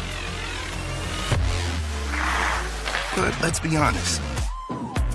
Most of us aren't going to be professional athletes. But if your goal is to finish your degree, we can help. Come to a university that puts your goals first. Bellevue University, your partner in finishing goals. A warm welcome back to Atlanta Gladiators Hockey. Liam Gotimer here with you. If you're just joining us, the Glads holding on to a 2-1 lead as they head to the penalty kill at the DCU Center in Worcester, Massachusetts for game 2 of 3 this week against the Railers. So Worcester on the power play. They get set up, and a one-timer immediately for Anthony Rapace is swatted aside by Drew DeRitter. So this is Connor Welsh, the 5'7" defenseman. He sets up Rapace again for the same play, blocked before getting to the Gladiator net. So Rapace, another one-timer off of a rink-wide feed. He fanned on it. Meanwhile, Andrew Jarvis takes a large hit to the back, but the Glads in the process are able to get it clear. Randy Hernandez first on the puck. Oh, excuse me, that's Carson Denemy, I should say. 18, not 8-1. So Denemy in the far corner. Bullion came out of his net initially. The two of them collided for a moment. Thought the Glads would have had an opportunity. But Denemy content with killing off. Precious power play time for Worcester as another takeaway in the neutral zone, this time by Ryan Cranford, who drives to the net, and a save made by Bullion. Cranford held on to that puck every single second along the way until he got right in front of the Worcester net.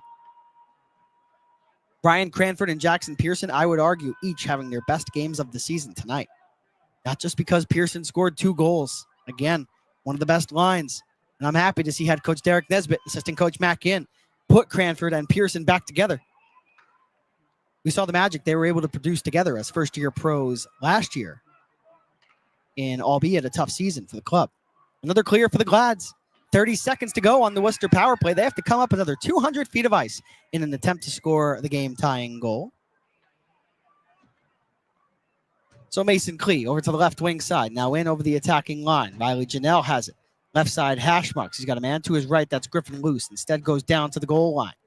Here is Griffin Luce. Right side hash marks. 10 more seconds on the power play. Left the goal. Down to the goal line. Now into the corner. Riley Janelle, number 9. Far side circle. Pressure coming for the Glads, and they've got the puck airlifted out of the zone and into Worcester territory. 7:20 left to play. Connor Galloway out of the box and now hard onto the forecheck. So Galloway at center will softly lay it in, intended for Yoder and Markazan, but we have a stoppage with 7:10 on the clock here in the second.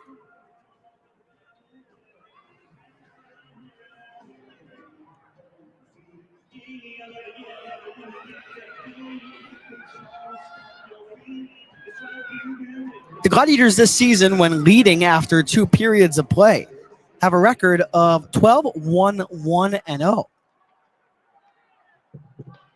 Puck sent in, save made by Bullion as he gets down. Michael Markazan lays a check onto number 25, Ryan Dickinson. Now the puck goes out of play, and we have another stoppage, a second period full of stops and starts, especially in this last 10 minutes of play.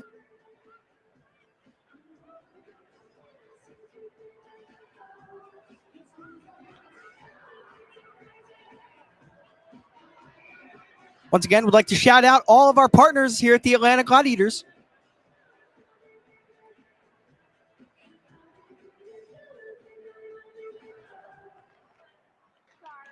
We're going to be on your way through this super incredible. 6 minutes and 52 seconds to go here in the second period. Floated out of the defensive zone by the Railers, and we have yet another Sen XL icing.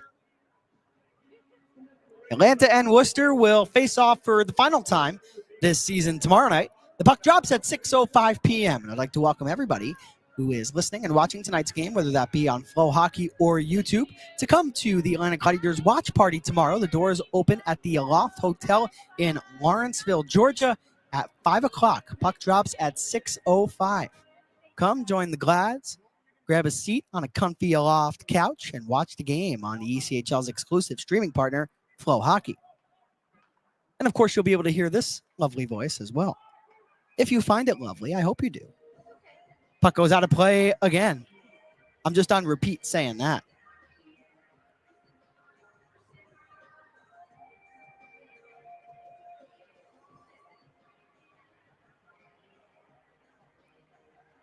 Dominic Smarcinkiewicz comes out onto the ice for the Glads with Blake Murray and Easton Armstrong. It'll be a center ice face-off. And Murray wins it back. So let's play on in the final 6.5 minutes here of the second. No icing here.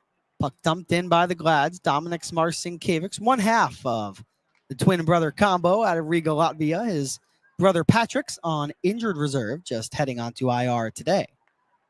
Here's a chance, and the shot misses just wide for Ryan Massey. He has the only goal for Worcester in tonight's game. Puck is ladled out of the defensive zone for the Glads. Sent right back in. So DeRitter gets down and sends that puck off to the side with his stick. So Murray, rink wide. Here comes an oncoming Jeremy Hansel. Dominic Smarcinkiewicz gets spun around at the left circle and played right back out by the Railers. 5:50 to go here in the second. Dumped in by Blake Murray. The puck bounces, sent over to the left by Bullion. Here's a chance in front for Hernandez as the puck was turned over. Bullion was ready for that. So Joey Cipollone will circle the Railer cage. He'll send a wraparound off of the skate blade of Bullion. Now back up top to the outside. Jarvis awaits the puck. Instead, it's reversed down the wall for Randy Hernandez. Hernandez had it for a moment, but another defensive play for the Railers. Hernandez beats out the icing. He immediately looks to zip a pass to the front. Intercepted and subsequently sent out by Worcester again. But an extra chop at the blue line for the Gladiators will keep it into the offensive zone for a moment. But Atlanta will have to execute a line change here. Both teams really disjointed right now in these last few minutes. Not many clean passes at all. So Andrew Jarvis across, Dylan Carabia up the far side. The linesman says there's a tip, even though there probably wasn't a tip, just to keep play moving.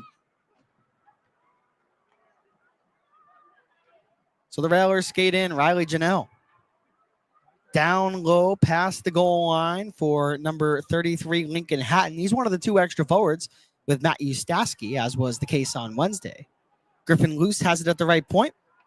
Sends it all the way in down deep. Derek Topatic, a quick pass for Carson Denemy. He'll bank it off of the far boards, up over the glass, and out of play. Let's head to immediate timeout. 2-1, the Gladiators lead over the Railers. You're listening and watching Atlanta Gladiators Hockey on Flow Hockey and YouTube. Have you ever watched a hockey game and thought, I could totally do that? Call the game and break down the action? Well, now is your chance to make that thought a reality with a unique and thrilling opportunity on the call with Liam Gotimer. This one-of-a-kind program invites you to step into the broadcast booth with me for an exclusive hands-on experience in the world of sports broadcasting. Whether you're an aspiring broadcaster or a die-hard hockey fan, this is your chance to join in on the fun. Visit AtlantaGladiators.com for more information and how to sign up today. The Atlanta Gladiators know that to perform at our best, we need to fuel our body the right way, and that's why we love Jason's Deli. With a wide variety of delicious sandwiches, fresh salads, and hearty soups, we can always count on a satisfying meal. The quality ingredients and generous portions keep us energized and ready for action. Whether it's a quick lunch or a hearty dinner, Jason's Deli is the perfect spot for players and fans alike to enjoy great food and stay energized. For meals that power our game, Jason's Deli is our top choice. Shout out to Jason's Deli and all of our partners here at the Atlanta Gladiators. Hello, everybody. Liam Gotimer here with you for a remote broadcast of tonight's game between your Atlanta Gladiators and the Worcester Railers. Broadcasting tonight, like every night, on YouTube Live and the ECHL's exclusive streaming partner, Flow Hockey. It's 2-1. The Atlanta Gladiators have the lead over the Railers with 4:17 and counting left to play here in the middle frame. Tom McLaughlin asks in the chat, hey, Liam, are you traveling on the fan bus to Greenville in March? We can get that 35-person minimum. I absolutely will be. Anthony Furiolo across into the circle. What a great experience that is. Presented by the Glads in conjunction with Kelly Tours. Fans, for those wondering about what Tom is talking about, have the opportunity to travel on a fan bus following the actual Gladiator bus to Greenville for Atlanta's game against the Swamp Rabbits as a sharp angle try for Worcester is stopped by the shoulder of DeRitter. You can sign up by calling Kelly Tours. I will get the number for all of you before the broadcast comes to a close. Here's a one-timer chance for the Glads. That was Ryan Cranford. And Bouillon extended his blocker to make the save. But it really is a cool opportunity. Take the bus with a whole bunch of other Gladiator fans behind the team bus as the puck goes out of play. There's a little bit of a pregame party beforehand as well. Some raffle prizes presented by the Gladiators that you can purchase right now on the ECHL's official mobile auctioning platform, Dash. Of course, if that 35-person minimum is not met, every fan will be refunded for any raffle tickets that they purchase. But raffle prizes include a team-signed Gladiator jersey on the call with me for that game in Greenville against the Swamp Rabbits, and many more prizes. So definitely be sure to call Kelly Tours and sign up for this one-of-a-kind experience on the road. So Jeremy Hansel, left point. 3 minutes and 10 seconds left to go here in the second period. The Glads with a 2-1 lead. They have the puck in the offensive zone. Connor Galloway, good play to keep it in for the moment, but back on defense. Worcester has it. They'll bank it up the near boards, and the puck is subsequently sent in by Lincoln Hatton. In on the forecheck is Riley Janelle in an attempt to take the puck away from Christian Hausinger. Janelle has his back turned to Hausinger. Now will force the puck around the boards, now to the near corner. Puck is still kept moving by Ryan Dickinson, who's brought down to the ice, picks up his stick, and now will skate back out to the blue line as the Glads are able to work the puck out of the defensive zone. So Galloway over to his right. Hausinger, no room to move on this shift, met by a big shoulder right next to the Worcester bench. And he is sent all the way back in the defensive zone to make a play. The Railers not making things easy on the Glads. Meanwhile, Markazan on a quick stretch feed for the Glads. His chance goes high over the glove, up over the glass, and out of play.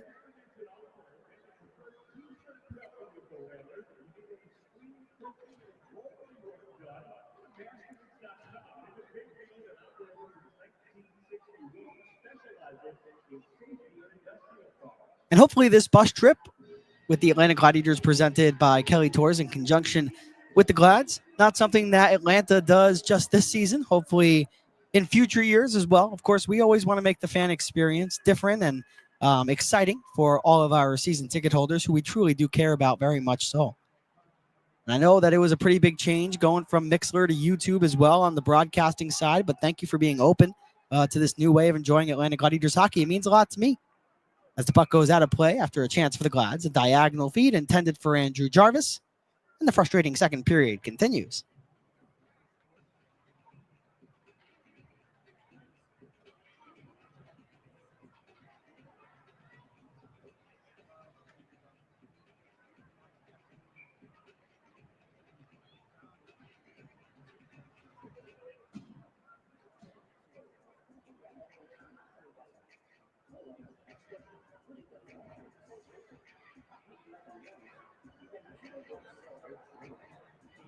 Got a quick trivia question for everybody listening and watching on Flow Hockey and YouTube. Jackson Pearson is 1 goal away from a hat trick. You tell me in the YouTube live chat, who was the last Gladiator to record a hat trick? Puck sent in by the Glads. Easton Armstrong, number 7, in on the forecheck. But again, quickly, Worcester's defense able to skate away from trouble, send it all the way down deep. 90 seconds left to go in the second. Up the ice. Here is Dominic Marcinkiewicz. He will lead Randy Hernandez into the zone. He tried to pull the puck to the forehand, but the puck quickly intercepted by Worcester and turned back. A chance from the outside, missed the net. And the ricochet off the end boards comes out for DeRitter, who glues himself to the far post to make no mistake.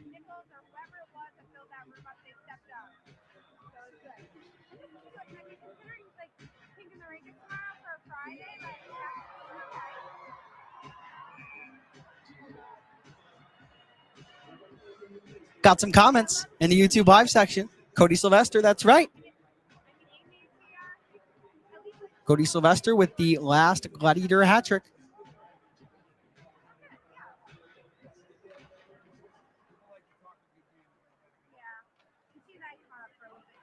And it's Cody Sylvester who's on the ice with Derek Topatic. They'll lead the rush, but Topatic had his stick lifted.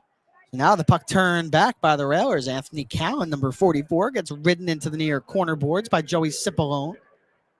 Cody Sylvester will turn the puck the other direction. Randy Hernandez stood up at the opposing blue line. Sylvester in hard after the puck, as is Hernandez, but a clean outlet for the Railers. Sent all the way up out into neutral. Cipollone has it for Atlanta, but he turns it over at center ice to Callan and takes a tripping penalty in the process. Or no tripping penalty called, I should say. Looked like a clear-cut trip there. The Glads get away with one. As Cipollone gets his stick tied up in the skates of a Railer, brings him down, but goes undetected by the referee. So less than 30 seconds to play here in the second. The Railers will settle the puck down at neutral, turn back. Jordan Kaplan, number 10, whips a puck over to the left, gets a return feed off of the give and go, and there is a delayed penalty. Once again, calling this game remotely. So can't see the one referee, I should say, on the ice at all times. So it is a 2-minute minor for tripping on Joey Cipollone. Just took a little while to get there.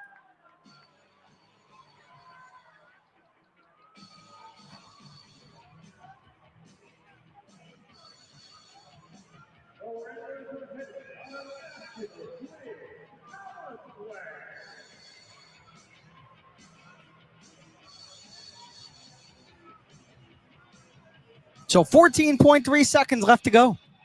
The Railers on the power play, and if they do not score inside these last 14 seconds, they will remain on the power play for $1.44 to begin the third. The Glads just trying to pin the puck to the wall, and they will do that, and that ends the second period. The Glads have a 2-1 lead after 40. A little bit of a crowd right as the period comes to a close. Jackson Pearson gets involved with Jordan Kaplan and Anthony Rapace. Kaplan and Pearson have to remember each other from last year when they played in the same division.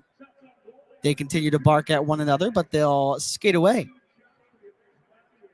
It seems like the aggressor, most certainly Jordan Kaplan, who is finally stopped by one of the two linesmen as he crosses over the red line, still standing his ground before he heads off to the locker room, as Atlanta holds a 2-1 lead after 40 minutes of play from the DCU Center in Worcester. A quick recap of that second period. The shots on goal were 9-8 Atlanta in total through 40 minutes, 17-17. While Michael Bullion in net for Worcester has made 15 saves on 17 shots, 2 goals allowed, both to Jackson Pearson. 1 goal in the first, 1 goal in the second. And Drew DeRitter for Atlanta has denied 16 of 17 The only goal he has given up has gone to Ryan Massey. The penalties in that second period, Connor Galloway took a 2-minute minor for a hold at 10:35, and then Joey Cipollone at 19:45, with just 15 seconds left to go in the frame, took a 2-minute minor for a trip, and the Glads will be shorthanded for 1:46 when we return for the third period. The goals in that second period, there was one for each side. First, it was Jackson Pearson, exactly 6 minutes in. The second-year pro scored his 6th goal of the season, assisted by Carson Denemy and Jeremy Hensel. And before the second period was out, at 8:36, Ryan Massey, the former Solar Bear, would net his 3rd goal of the season, assisted by Anthony Callan, number 44, and Riley Janelle, number 9. With that, let's send it to a quick break, and then we return. We've got some more breakdown of the second period as we get prepared for period number 3, with Atlanta holding on to a 1-goal lead over the Worcester Railers on the road.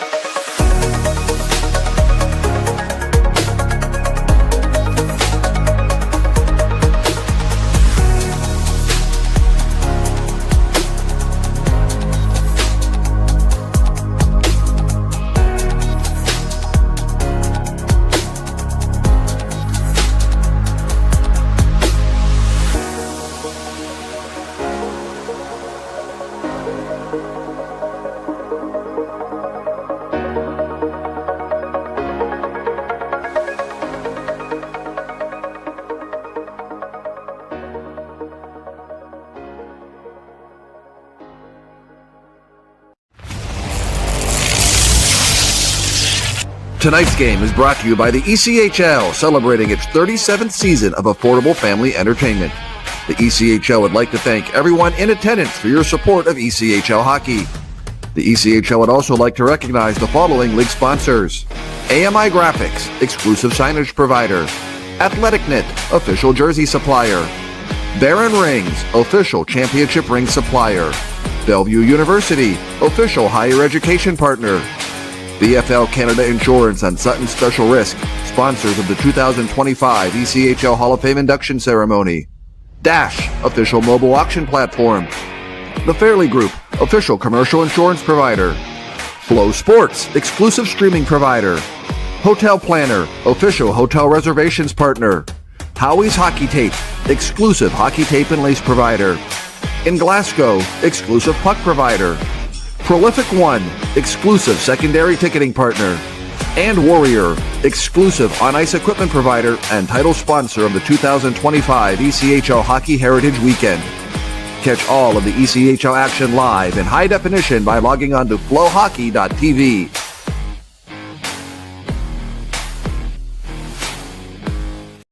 Hello all, and welcome back to Atlanta Gladiators Hockey. Liam Gotimer here with you for a YouTube live broadcast, and also coming to you live on Flow Hockey, the ECHL's exclusive streaming partner as well. With that, Atlanta has a 2-1 lead after 40 minutes of play from the DCU Center in Worcester, Massachusetts. In Game 1, Atlanta fell by a final score of 3-2. We had a third period in that game that saw 3 goals. What does the final frame hold here tonight? We'll find out in just less than 14 minutes right here on Flow Hockey YouTube and the Gladiators Game Network. With that, let's take a look around the ECHL and see how all the other teams are doing in the Premier AA Hockey League. The Trois-Rivières Lions have a 3-2 lead at the end of 40 minutes of play in Jacksonville against the Icemen. The Iowa Heartlanders are up 2-1 over the Kalamazoo Wings after the second period has concluded, while the Wheeling Nailers of the North Division hold a 3-1 advantage over the Indy Fuel at the end of the second as well. Atlanta, of course, with a 2-1 lead on the road here in Worcester, while the Maine Mariners have a 2-0 lead over the Norfolk Admirals at the end of 40 minutes as well. The Greenville Swamp Rabbits doing it again to the Florida Everblades. They didn't keep Florida off the board. They have won, but Greenville has a 2-1 lead halfway through the hockey game in that one. Savannah clinging to a 3-2 lead over the Bloomington Bison with 7 minutes and 40 seconds to go in the second period. The Toledo Walleye tied 1-1 with the Fort Wayne Comets. The Kansas City Mavericks with a 1-0 lead in the second period over the Cincinnati Cyclones. The Utah Grizzlies have a 2-0 lead over the Tulsa Oilers. The Wichita Thunder are up 4-0 after one over the Allen Americans. The Rapid City Rush and Idaho Steelheads have yet to get underway, while the Adirondack Thunder and the Tahoe Night Monsters are also expected for a 10:30 puck drop Eastern Standard Time. With that, let's send it to another break and then back to the intermission here at the DCU Center. Atlanta and Worcester's third period coming up in just more than 10 minutes on Flow Hockey and YouTube. You won't want to miss this furious finish to this one. Have you ever watched a hockey game and thought, I could totally do that? Call the game and break down the action? Well, now is your chance to make that thought a reality with a unique and thrilling opportunity on the call with Liam Gotimer. This one-of-a-kind program invites you to step into the broadcast booth with me for an exclusive hands-on experience in the world of sports broadcasting. Whether you're an aspiring broadcaster or a die-hard hockey fan, this is your chance to join in on the fun. Visit AtlanticGladiators.com for more information on how to sign up today.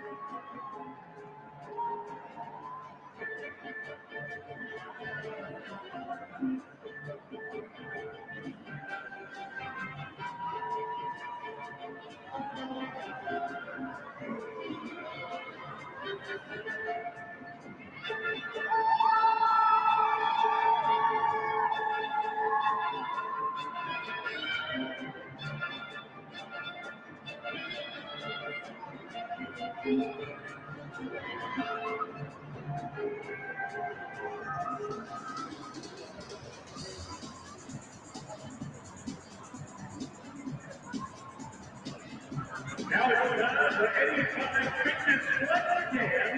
Take a muscle look at the video board and YouTube. Moving on to Stand Fitness.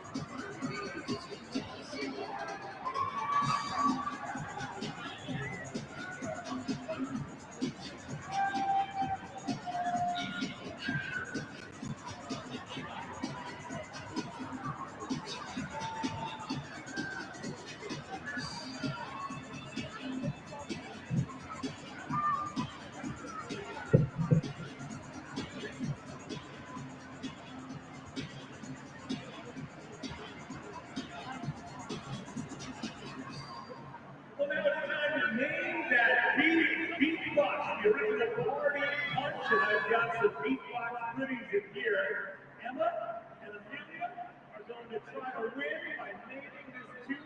So girls from Brookridge, tell me if you can name this song. Take a listen.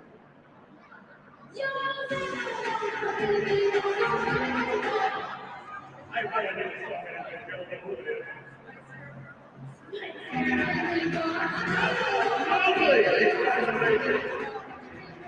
You girls are going to that beatbox run back to the way. There's a beatbox tour right behind the outside section 105 where you can sample some beatbox flavors tonight. So check it out. Well done, young ladies.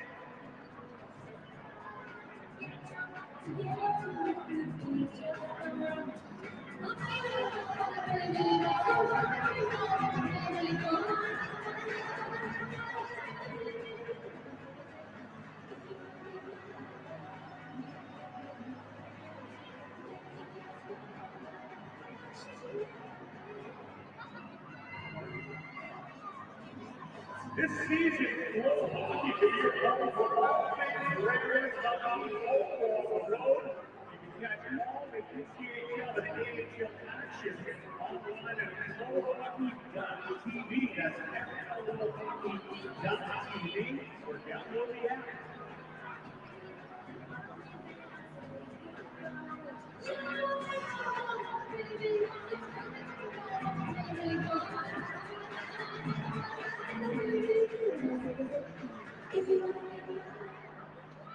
In the interest of your safety, please be aware that gloves, cotton and other items may fly over the glass and can be dangerous. Stay alert at all times when you inspect the area and inform children in your care of the risk. If you do not want the rest in their current location, please ask an usher when you move to a more protected area.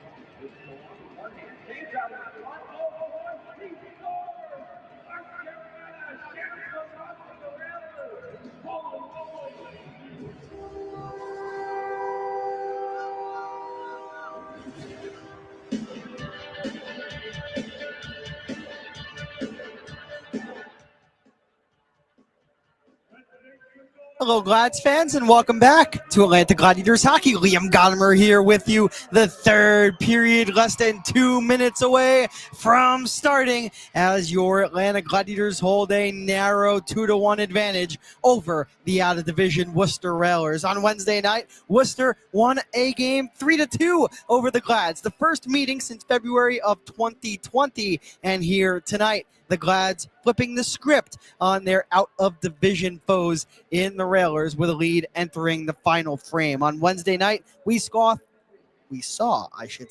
3 combined goals between the two teams, and Atlanta just unable to find that third and game-tying goal on Wednesday night. Now it's Worcester that's in search of the game-tying marker, and they will be on the power play for 1 minute and 46 seconds when we begin the final frame in less than 60 seconds. A quick recap on how we got here. Scoring the first goal of the game was Jackson Pearson at 10:56 of the first period. The goal for the second-year pro ended a 13-game goalless drought. The marker was assisted by Andrew Jarvis, who floated the puck to the back door for Pearson so he could easily tap it into the wide-open net, and Ryan Cranford received the secondary assist on the play. In the second period, at 6 minutes exactly, Jackson Pearson would add yet another goal to his tally. He has 6 on the season, 2 on the evening. The assists on the second goal went to Carson Denemy and Jeremy Hensel. And before the second period was out, the Railers would score. It would be Ryan Maschey from Anthony Callan and Riley Janelle. It's a 2-1 score. The Railers, once again, are on the power play for 1 minute and 46 seconds to start third, with Joey Cipollone in the box after a 2-minute minor for tripping taken at 19:45 of the second.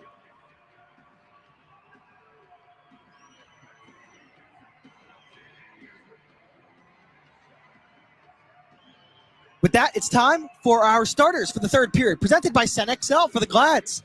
In the middle, it'll be Jackson Pearson, number 19, Dylan Carabia on defense, with Cody Sylvester and Derek Topatic. Carson Denemy, not Topatic. Once again, Drew DeRitter remains in between the pipes. The Glads will skate from left to right, Worcester from right to left. So skating in is Anthony Callan to the blue line. Puck moved quickly by Welsh over to the right side. A drive comes in on DeRitter, and he makes the save. A warm welcome to everybody watching on YouTube and Flow Hockey, as the Glads looking to hold on to a 1-goal lead 30 seconds into the third. If you're just joining us, the Railers on the power play for another minute 10. So Callan drifts into the corner, looks to feed the puck into the circle. Nobody home, and the Glads will send the puck all the way out. And in terms of special teams, it's really not the power play where Worcester struggles, 21.4%. As I mentioned on Wednesday night, that's the best power play efficiency that the Glads are seeing in a head-to-head meeting against an opponent since the South Carolina Stingrays, and we know how good they are on the power play. So DeMellis to the blue line, now over to the left. Griffin loose, lets a wrist shot fly. It's blocked. DeMellis has it back, now with a clear lane towards the net. Still missed the blocker side of Drew DeRitter, and Atlanta will funnel it 200 feet. Half a minute to go on the Railers power play. Riley Janelle evades one, now skates around Connor Galloway. Janelle still with the puck. Reverses up the wall. An extra poke check by Mason Klee will send the puck deep into the near corner. So Janelle will continue to cycle it around in the dying seconds of the power play. 5 more ticks. So Janelle down to the right wing corner. Out of the box is Joey Cipollone. He comes to join the play. Meanwhile, Mason Klee shoots from the top of the left circle, closed off by the Glads, and a solid penalty kill for Atlanta in the opening minute 46 of the third period. And now we return to full strength with Atlanta still up a goal. It's 2-1. So Christian Hausinger, number 10, the defenseman out of Anchorage, Alaska, returning to the Gladiators lineup after a 4-game hiatus on injured reserve.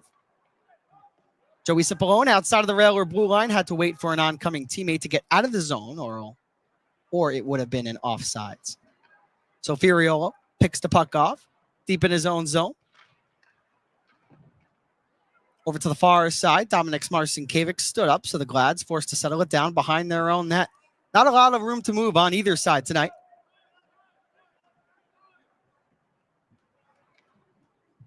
It's been a quiet game, I'd say.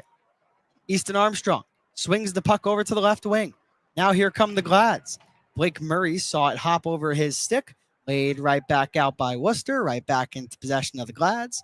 Toe Patic, D to D.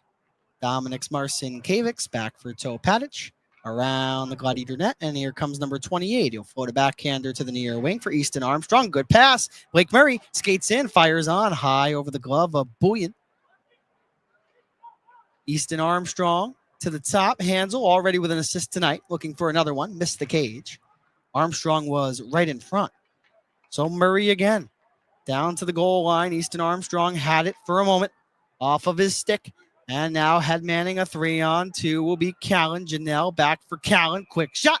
Stopped by DeRitter, who gets his glove down. 16:23 on the clock here in the third.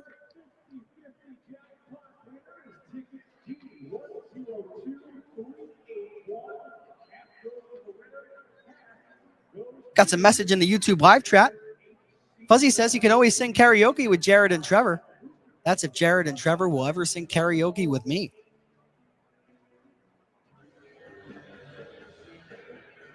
Liam, if the Kalamazoo Wings relocated to Buffalo, would they be the Buffalo Wings? I guess so. I guess they would. Glads will take on the Kalamazoo Wings later on this season. Taking on Kalamazoo and Toledo in one fell swoop. As we have a penalty coming up. I believe the Glads have touched up. It's going to be a 2-minute minor penalty to the Glads. And Worcester will go right back to the power play in a 1-goal hockey game.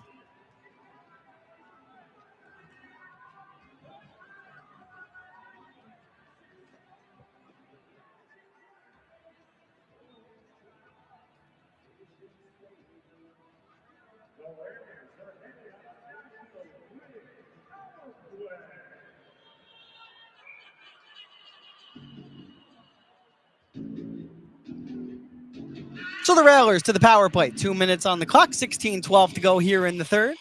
Atlanta had successfully killed off Worcester's previous power play opportunity, but they head right back. A one-timer from Kaplan immediately fanned on to kick things off. So Ryan Massey, who has the only goal tonight for Worcester. Quick chance, they score! What a pass, a diagonal feed off of the stick of Anthony Callan to Anthony Rapace. And the captain one-times a power play goal high over the glove of DeRitter into the net, and this game is tied. It took Worcester 14 seconds on the power play to score. And when you're able to execute a pass like that, nothing really the goaltender can do. Anthony Callan in the near corner from a horrible angle did not look to the net. Instead, a diagonal pass to the right circle where Anthony Rapace was waiting, and that was a bomb. It's a 2-2 score.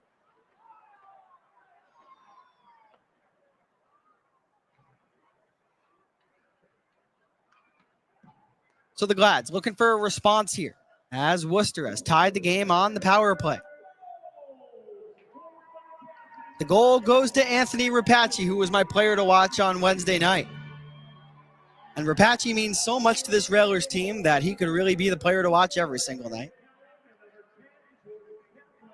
Jordan Kaplan gets an assist on the goal as well, as here's Carson Denemy with a quick shot blocked in front by the Railers. Jackson Pearson still with 2 goals in the game, looking for his first hat trick as a pro. Won't come in this moment. 15:05 to go in the third, sent all the way down by the Railers from the defensive zone. Another Senexel icing.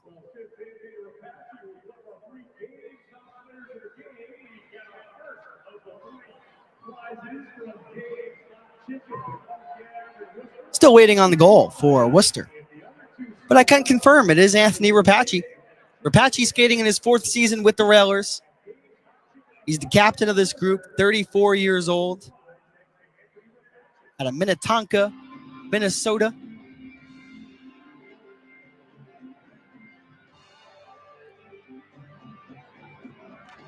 So Cipollone, far side faceoff circle, wins a big draw back to the line. Hausinger to the goal line, past Cipollone on the return feed and all the way down. An inadvertent self-clear for the Glads. If you're just joining us, 5 minutes and change gone by here in the final frame. The Glads had a 2-1 lead. They killed off the first power play for the Railers with 1:46 on it to begin the third. But the second power play be too much for Atlanta to handle, and Anthony Rapace scored the game-tying goal. The penalty, in which led to the power play goal for the Railers, was Andrew Jarvis, 2 minutes for slashing, taken at 3:48.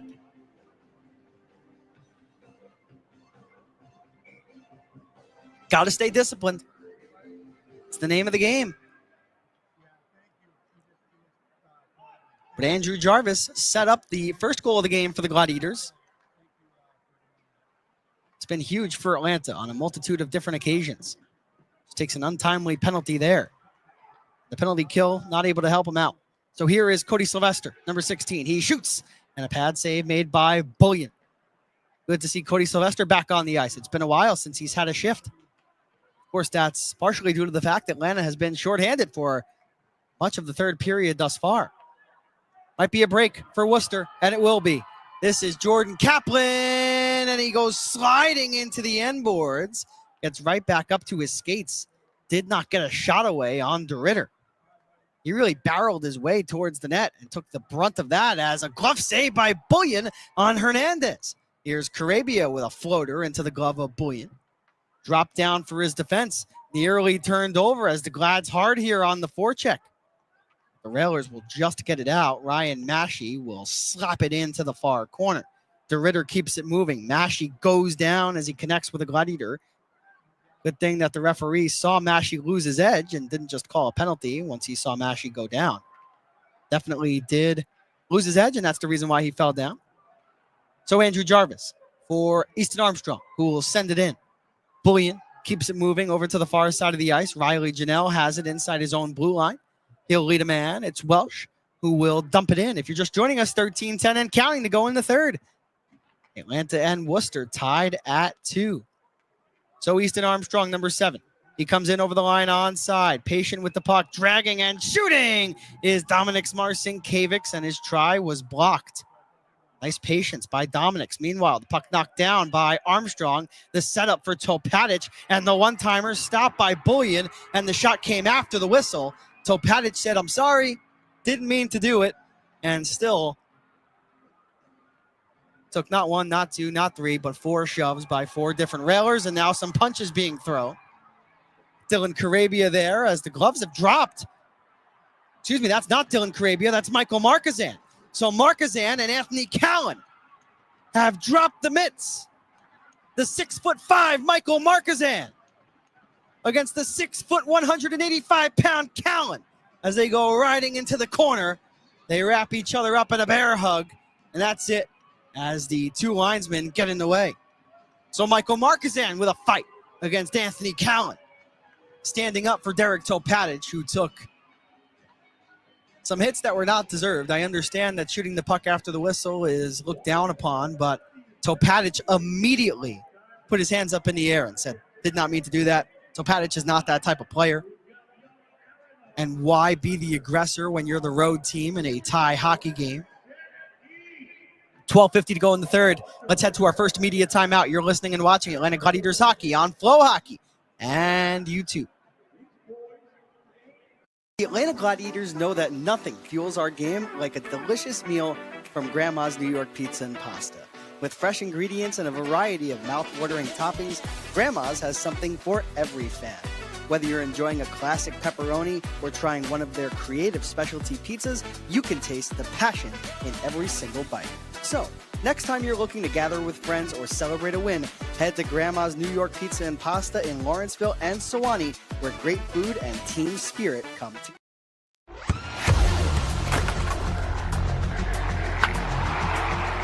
We all have goals. But let's be honest. Most of us aren't going to be professional athletes. But if your goal is to finish your degree, we can help. Come to a university that puts your goals first. Bellevue University, your partner in finishing goals. Welcome back to Atlanta Gladiators Hockey. Liam Gotimer here with you.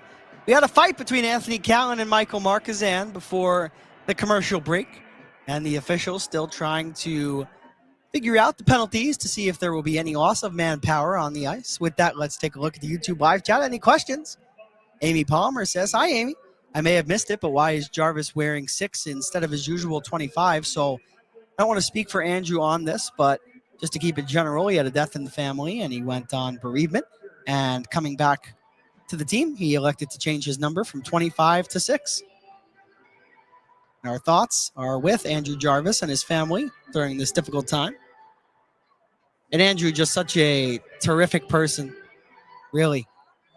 He was sorely missed in the Gladiators locker room, and I know that locker room chemistry doesn't necessarily lend to performance all that much, but I don't think that it's a coincidence that the Gladiators started to struggle a little bit once Jarvis went back to Morrisburg, Ontario to see his family, and it just goes to show you how much of a presence he is in the locker room and how needed he is game in and game out.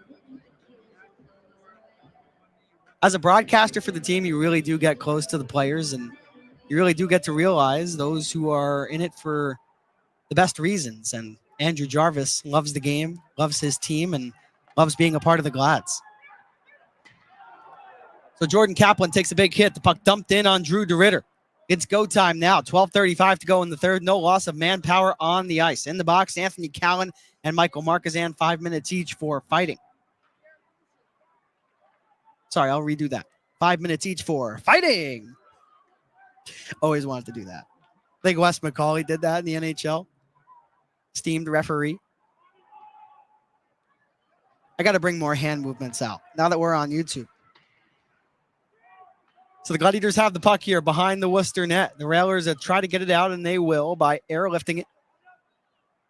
Christian Hausinger sauces it up through the middle. Carson Denemy finds Ryan Cranford. Nice try, but in ahead of the play were the Glads, and we have an offsides.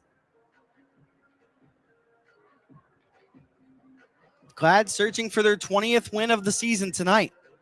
They only had 23 wins last year. 4 more wins can eclipse where the Gladiators were at last year in terms of victories.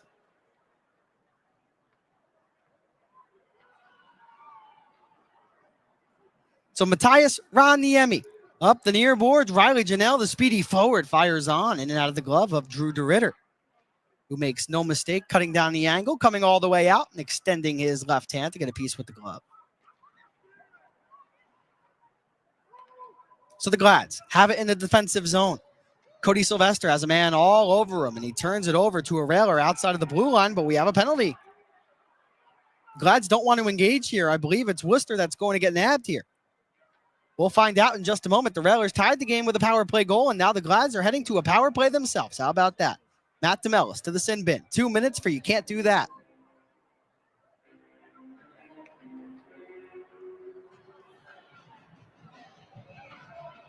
So the Glads head to the power play. 11 and a half minutes to go here in the third. The Glads 0 for 1 on the power play tonight. Their first and only power play opportunity came in the first period at 13:44. Anthony Callan went off for a tripping minor. Now they get their second chance. Ryan Cranford falls down. Derek Topatic sees the puck come outside of the blue line, so Sylvester will have to knock it out of midair to himself. So Cody Sylvester, number 16, drops the puck back for Derek Topatic. Topatic, the swing for an oncoming Hernandez, and now the speedy first-year pro comes in over the line. Sylvester for Topatic. We have a delayed penalty on the play. It's a high stick, as Ron Niemi got clipped up high, and the Glads power play comes to a premature close.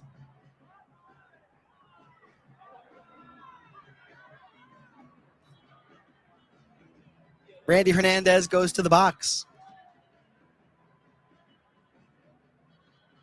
Thank you for everybody watching on YouTube Live and on the ECHL's exclusive streaming partner, Flow Hockey. So the Glads power play 21 seconds in comes to an end. Randy Hernandez goes off. A 2-minute minor for a high stick. No blood drawn from Ron Niemi, so that's a plus. So Jordan Kaplan comes in to take the faceoff.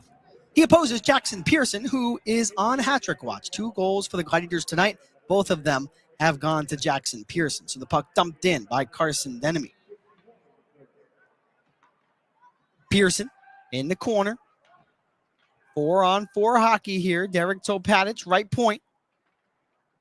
Whips the puck down the boards. The Glads come away with it. Carson Denemy, right circle to the top. Furiolo couldn't handle it. So the puck deflects off of the boards adjacent to the Gladiator bench, and Atlanta will lay it back.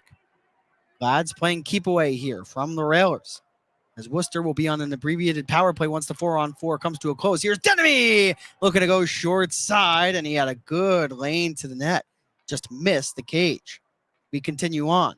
Escaping out of the corner, now out to the top. Topatic to his left. Furiolo takes a peek. Jackson Pearson, top of the zone, shoots, and a save by Bullion as he scoops it up with the glove.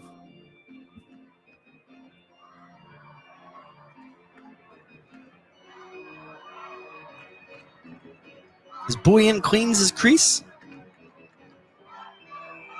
9:46 gone by here in the third. The only goal of the final frame has gone to Anthony Rapace. He tied the game.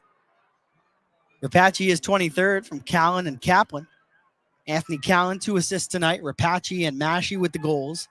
For the Glads, Jackson Pearson, both goals.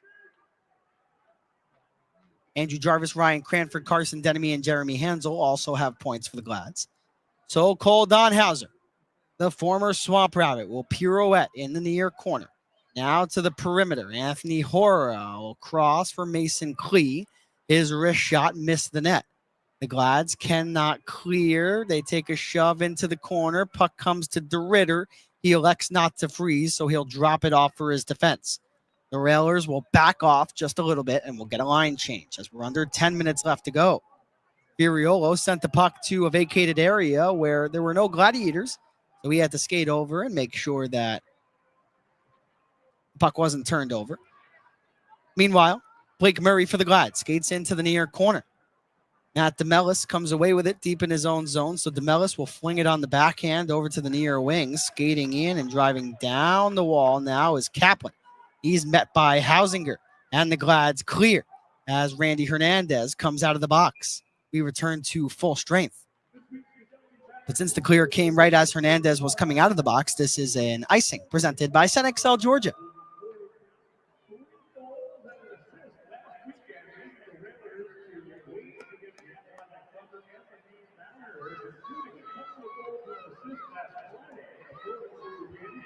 I want to know in the YouTube live chat, we've got a 2-2 hockey game. We have 9 minutes and 1 second left to go. Who is scoring the go-ahead goal for the Glads? No Railers accepted. Face-off win in the defensive zone. That's a good start. Randy Hernandez starts the up over to the left wing side. Ryan Cranford for an oncoming Blake Murray. The puck deflected off of the skate blade of Anthony Rapace. He cleans things up, but Atlanta takes the puck right back at center here. So Christian Hausinger at the red line, near side of the ice. Cranford scoops it up onside. Kaplan takes it right back, but Cranford right there to lift Kaplan's stick before he began his approach. We've got some messages in the YouTube live chat. Mark Joss says Sly. Karen Zenner says Murray. Jonathan O'Neill says a Hernandez goal. Fuzzy says Cody. Teresa Newman says Galloway for the go-ahead goal. I know Tom McLaughlin thinks that Zach Yoder is scoring tonight, and it's Yoder who has the puck. Took a penalty. Railers to the power play. Zach Yoder to the sin bin.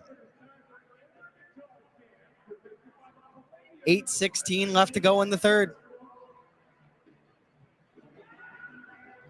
I guess since I asked all of you to make a prediction, I suppose I have to do the same thing, right?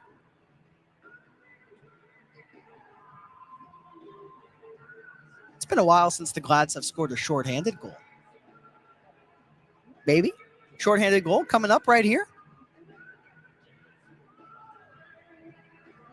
I'm calling my shot. You ready?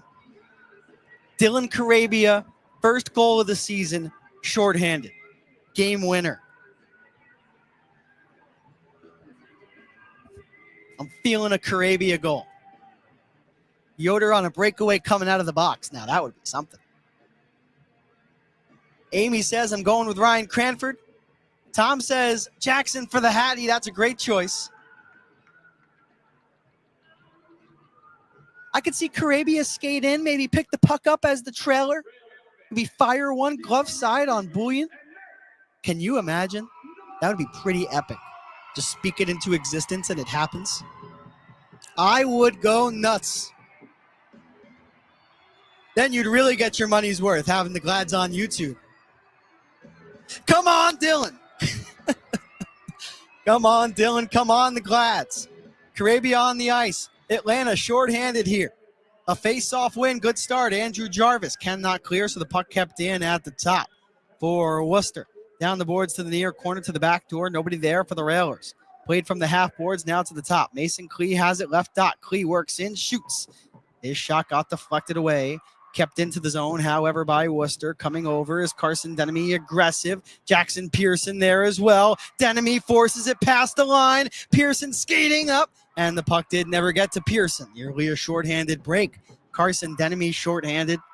Really, few players like him. He is sensational, shorthanded. The Glads have really found a gem in Carson Denemy. It's the work you do away from the puck. Railers have it here in the offensive zone. They'll circle the cage. Banked off the boards intentionally to the top. Welsh keeps it moving. Intended for Kaplan, who lets it go. Welsh gets it back. Winds up, shoots, looking for a tip. And it gets redirected. Scooped up by the Glads. So shorthanded, Carson Denemy will wand it in. Derek Topatic for the Glads goes 1-on-3. Loses possession of the puck. So from the corner, the Railers will set up shop here in their own zone.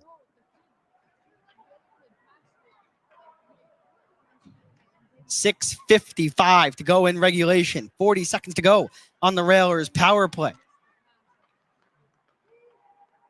Shot comes in from the right point, misses DeRitter's stick. Glads clear. Joey Cipollone with the defensive play and his return to Worcester.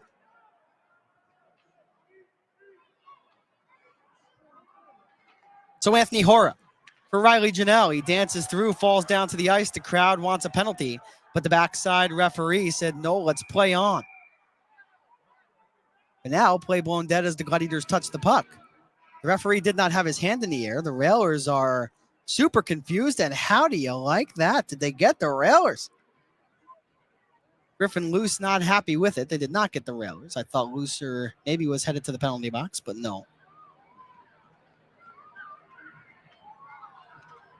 The Glads don't understand it either. Cody Sylvester comes over to the linesman.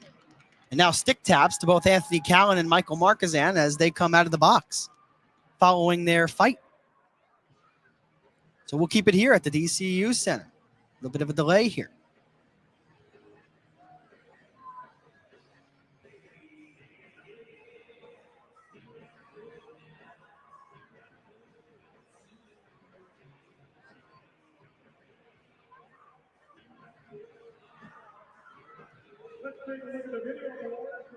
Zach Yoder in the box for 12 more seconds, completing a 2-minute minor for slashing, taken at 11:44.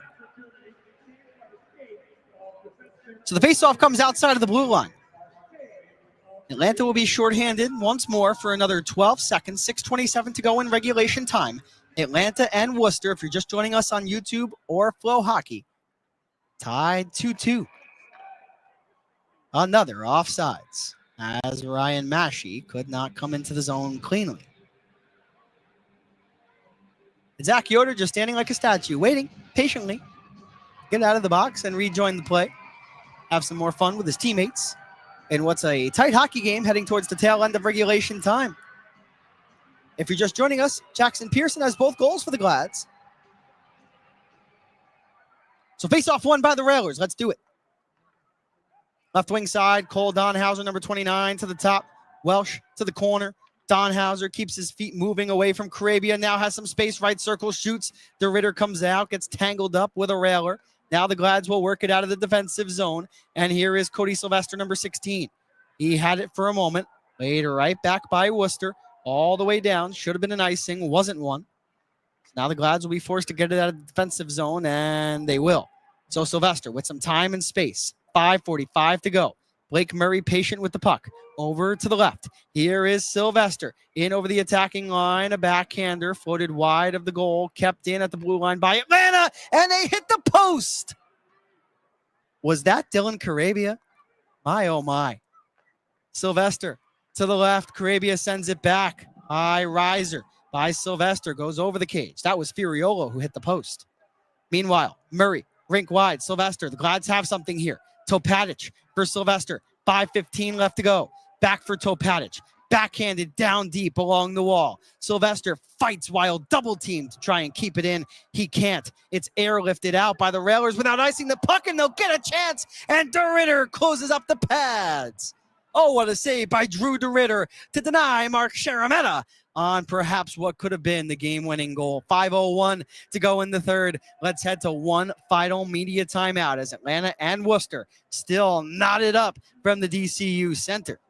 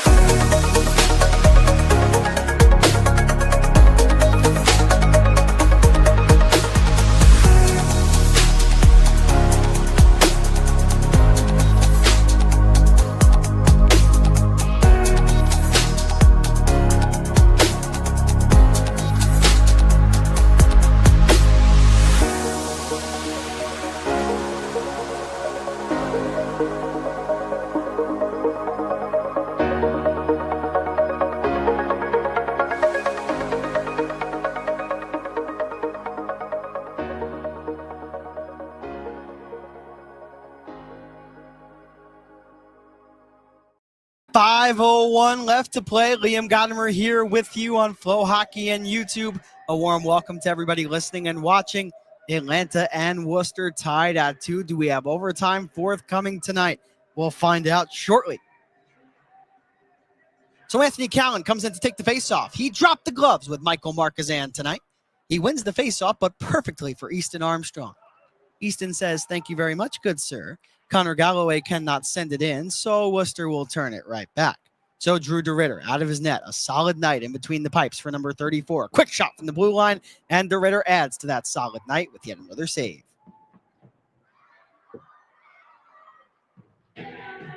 With that stop, Drew DeRitter now has 21 saves on 23 shots tonight, while on the other side, Michael Bullion has denied just one less shot, 20 of 22. The power plays up to this point in the game. Worcester, ready for this, 1 for 6. Atlanta, 0 for 2. The shots on goal so far in this third period, 6-5 Railers, 23-22 in favor of the home side for the game. Another face-off win for Worcester. Shot misses wide from the right circle. Kept in by Welsh. He'll ring it in down the boards. Jeremy Hansel does well to work it out for Easton Armstrong. And now here come the Glads offensively. Blake Murray drops the puck off. Quick chance from the left side. Stopped by Bullion. The puck is loose. Christian Hausinger, right circle, drives down the boards. Near corner. Here is Dominic Marcinkiewicz. Back for Hausinger. A one-timer off of the stick of Hansel is blocked by the closed skates of Rapace, and he'll get to the puck alongside Donhauser. Anthony Rapace shoots, and a right pad save made by DeRitter. Dangerous moments for the Glads. Meanwhile, Atlanta comes right back up with it. Hansel had it for a moment. The puck connected with him and a railer, so it went high up into the air. Dylan Carabia softly lays it in over the attacking line. Jackson Pearson bodies it down to himself. Carson Denemy, what a pass! Here's the shot! And just missing wide was Hansel, I believe. Glad still have it here. That was Jarvis with the chance. Jackson Pearson for the hat trick. Instead, he dishes it off. Jarvis, left side corner. The Glads with some good work here, but eventually the puck does come out. So Jackson Pearson will re-enter just as fast. 3:20 and counting left to go. Jackson Pearson looking for the hat trick. The one-timer from Carabia is blocked before getting to the net. Pearson again. Right circle now over to the left. Carson Denemy couldn't let the shot go. And Worcester will softly play it out. We'll see how aggressive each team gets in the final 3 minutes of regulation time. Both teams in their respective playoff races in the North and South Division, they need the point. Atlanta especially. So Ryan Cranford keeps it moving. Joey Cipollone will sweep it in on net. Michael Bullion makes no mistake and gets a cover.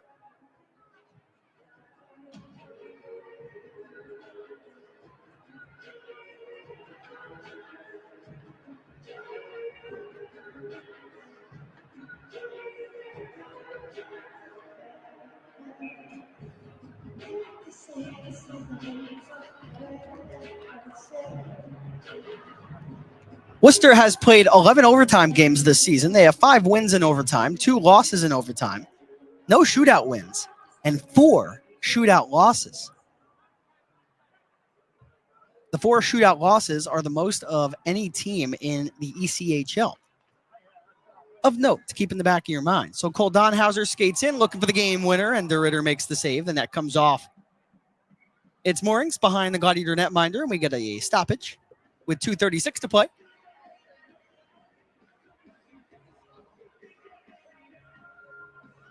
I was Lincoln Hatton there as well, as the Railers get an opportunity but do not score.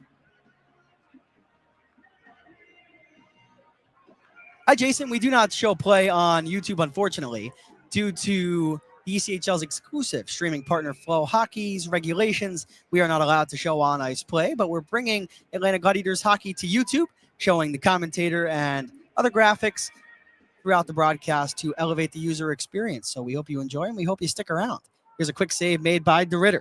2.5 minutes to go here in the third. Randy Hernandez up the ice, puck closed off and subsequently sent the other direction by the Railers. Anthony Rapace, the captain who tied the game here in this third period, applies the pressure. The Glads do good work to force it out over the attacking line. Welsh stretches it up the near side, keeping the puck moving for Rapace on net, and DeRitter gets a cover on it.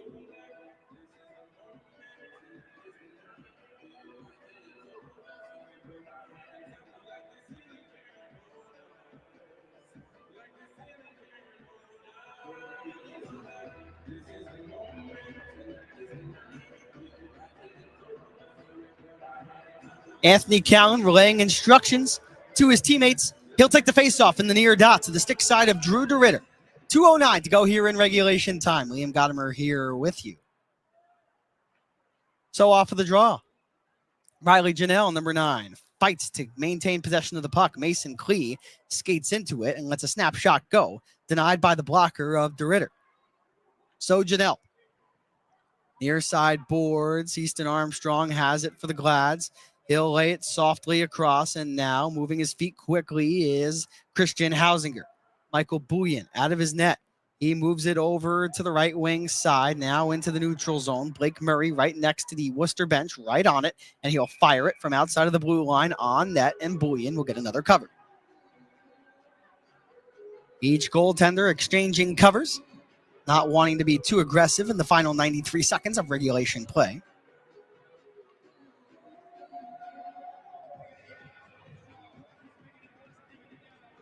Armstrong heads off. Anthony Furiolo and Derek Topatic on the ice for the Glads. We'll see if a timeout is forthcoming from either head coach. Nick Tozzolino, the head coach for the Railers. Bob Duraney, the previous head coach with Worcester, transitioned to a new role on December the 14th. Tozzolino became the head coach, while Duraney is now the head of scouting for Worcester. No timeout to come. So Jackson Pearson out onto the ice for head coach Derek Nesbitt's group on hat-trick watch. The next goal could very well be the game winner with 1:25 left to go here in the third. So the Railers send it into the offensive zone. Quick try comes in wide of DeRitter, takes a loud bounce off the end boards. Cleaning that up is Furiolo and Topatic, but keeping the puck in at the right point is Griffin Luce. So here is DeMellis. He'll spin away from Furiolo. Glads have to hang on here in the final 65 seconds. So DeMellis drops the puck over for Welsh, who sends a backhander on. The puck pinballed around, back for Luce. No lane to the net. Work to the bumper. Here is Welsh down to the corner, now to the back door. Luce skates into it, utilizes that big frame to maintain body position. Shot from the line, misses wide of the stick of DeRitter as a Railer goes down in front of the Gladiator net. Now Atlanta will work it out with potential numbers. Ryan Cranford, right wing side, across the ice, and a shot just missed. That was Carson Denemy with the chance. Jackson Pearson was driving the net in hopes of a potential rebound. Less than half a minute to go here in the third. 25 ticks to play.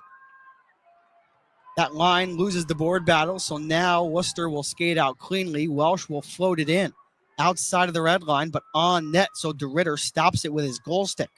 So here is Andrew Jarvis. Quick snap feed up the ice, tipped along by the former Railer in Joey Cipollone.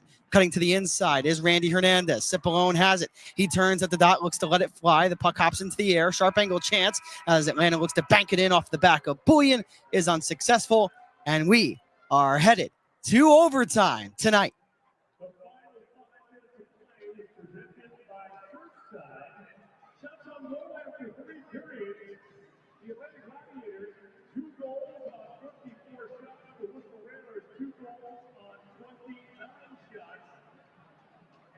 Overtime will begin in less than 40 seconds. Cody Sylvester tied for the league lead in game-winning goals for the former Glad, Micah Miller, with 6.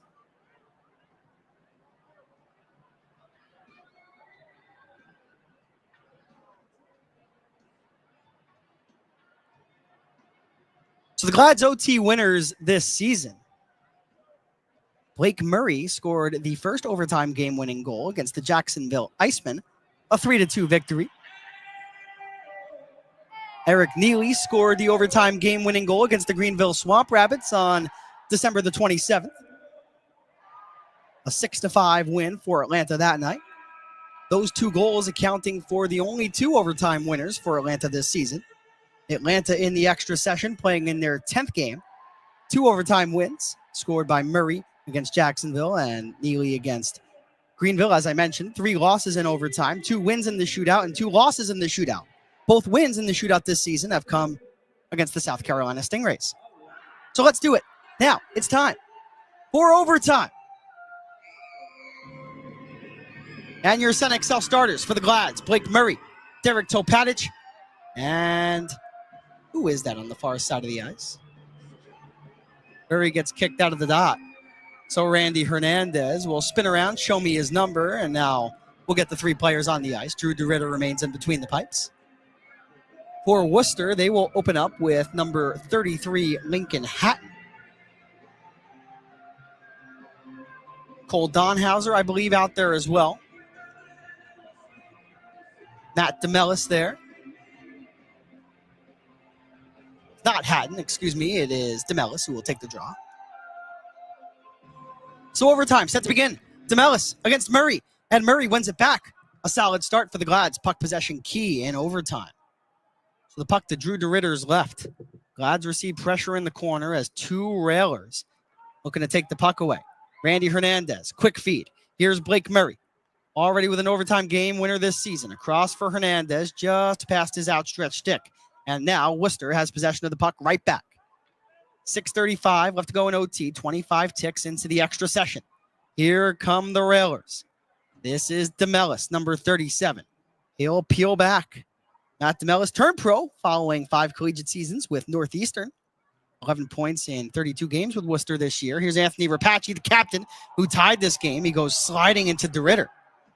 Gets back up to his skates and now back into position. The Glads will work it out of the defensive zone. Skating over is Klee to shut off Topatic and a subsequent potential 2-on-1 rush opportunity. So 60 seconds into the overtime. Turning back will be Jordan Kaplan, number 10. He was my player to watch in tonight's game. Formerly a Savannah Ghost Pirate, acquired alongside Michael Bullion, who's in net this summer from Savannah. So Anthony Callan, who dropped the gloves with Marquezine. He shoots, fought off by DeRitter.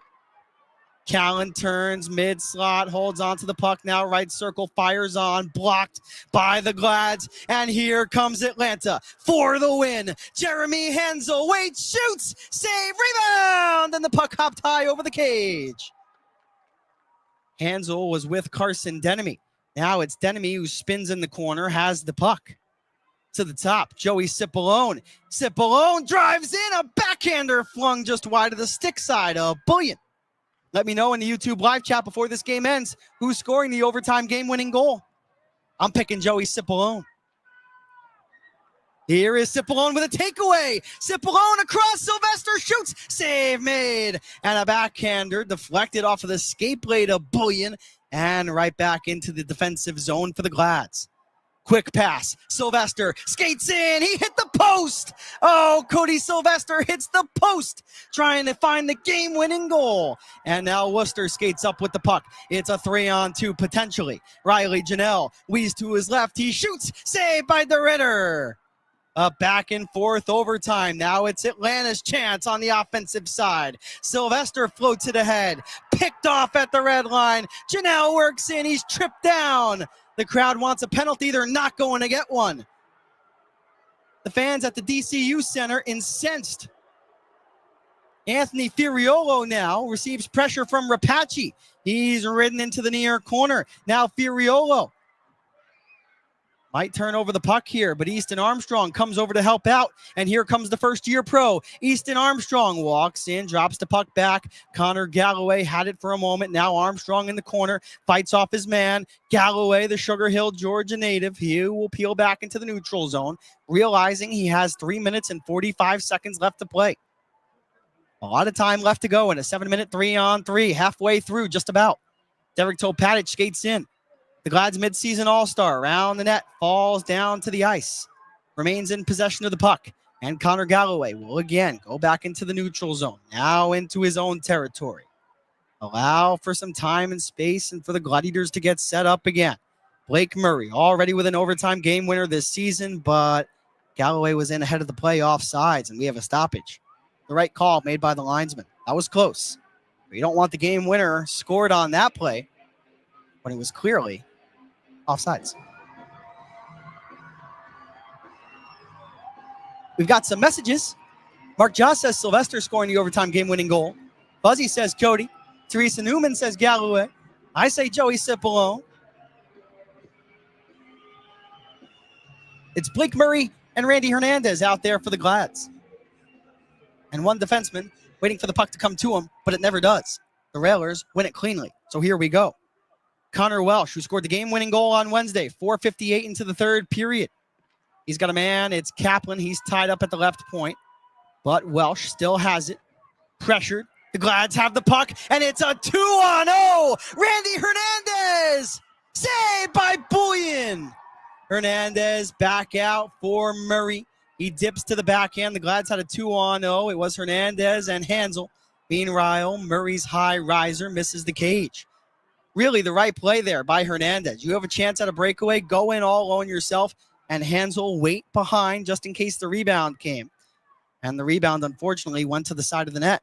That's why Hansel wasn't there to pick it up. So Blake Murray tries to dangle around the defense, and now it'll be a breakaway for Worcester and a 2-on-0. Callan with Kaplan, denied by DeRitter.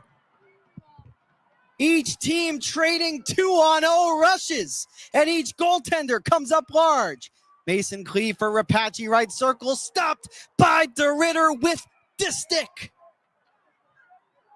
2:12 to go in overtime.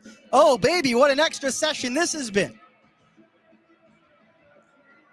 Tom McLaughlin says number 19, Jackson Pearson's getting the hat trick, and Pearson comes out onto the ice, but wow, golden opportunities on each end. Randy Hernandez and Jeremy Hansel with a 2-on-0 rush opportunity. Hernandez went in all alone, pulled the puck to the forehand, and Bullion extended his pads over to the far post. Then on the other end, Jordan Kaplan with Anthony Callan, and DeRitter got in the way to say not that time. 2:05 left to go. Jackson Pearson with 2 goals tonight. Takes a slight shove to the back from Anthony Callan, speeds away from him, sends a float feed intended for Furiolo, closed off by Rapace. So Furiolo has it again. He's got Carson Denemy up ice, gets the puck there. Denemy skates in, tries to dance through the defense, no luck. And now it'll be a 1-on-1 for Worcester. Rapace against Pearson, and Rapace left the puck behind. So Worcester in their own defensive zone here. With the ice pink, skating from left to right. DeMellis, the drop pass for Jordan Kaplan. Kaplan skates in, now over to the right, had his stick tied up. Kaplan's still with it, holding on to the puck, watched closely by Furiolo. Jordan Kaplan, left circle hash marks. 70 seconds left to go here in overtime. Jordan Kaplan now to the perimeter, between the legs feed for an oncoming Mason Clee. He'll turn back at center ice with 60 seconds left to play. Skating in with speed will be Worcester.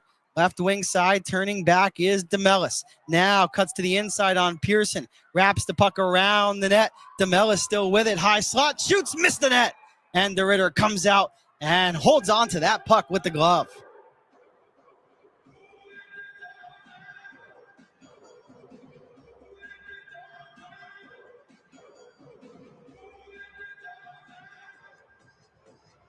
Fuzzy says Liam on the call is as cool as the other side of the pillow. Sometimes it just comes naturally.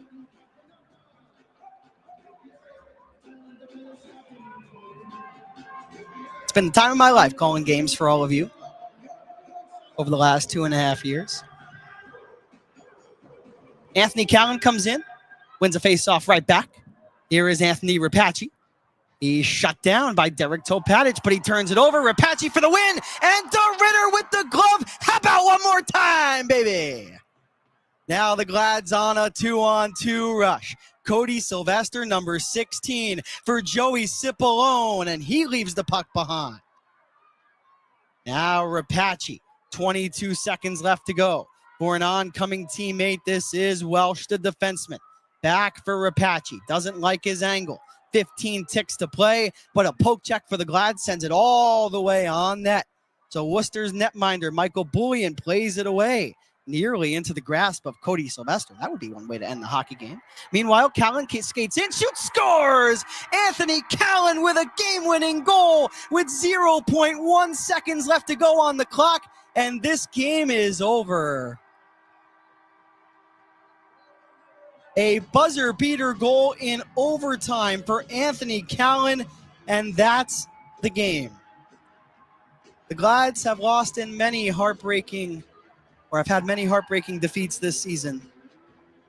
None matches that. I'm sorry I had to report that to all of you. A wrist shot over the blocker side of DeRitter with 0.1 seconds left to go in overtime. There's no reason for a replay review. The puck crossed the goal line before time expired, and Anthony Callan has scored. This game is over, and the Railers win 3-2 in OT.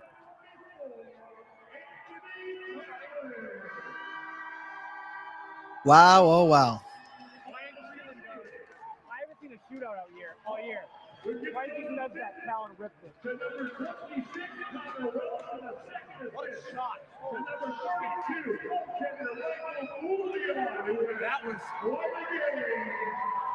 was fucking huge.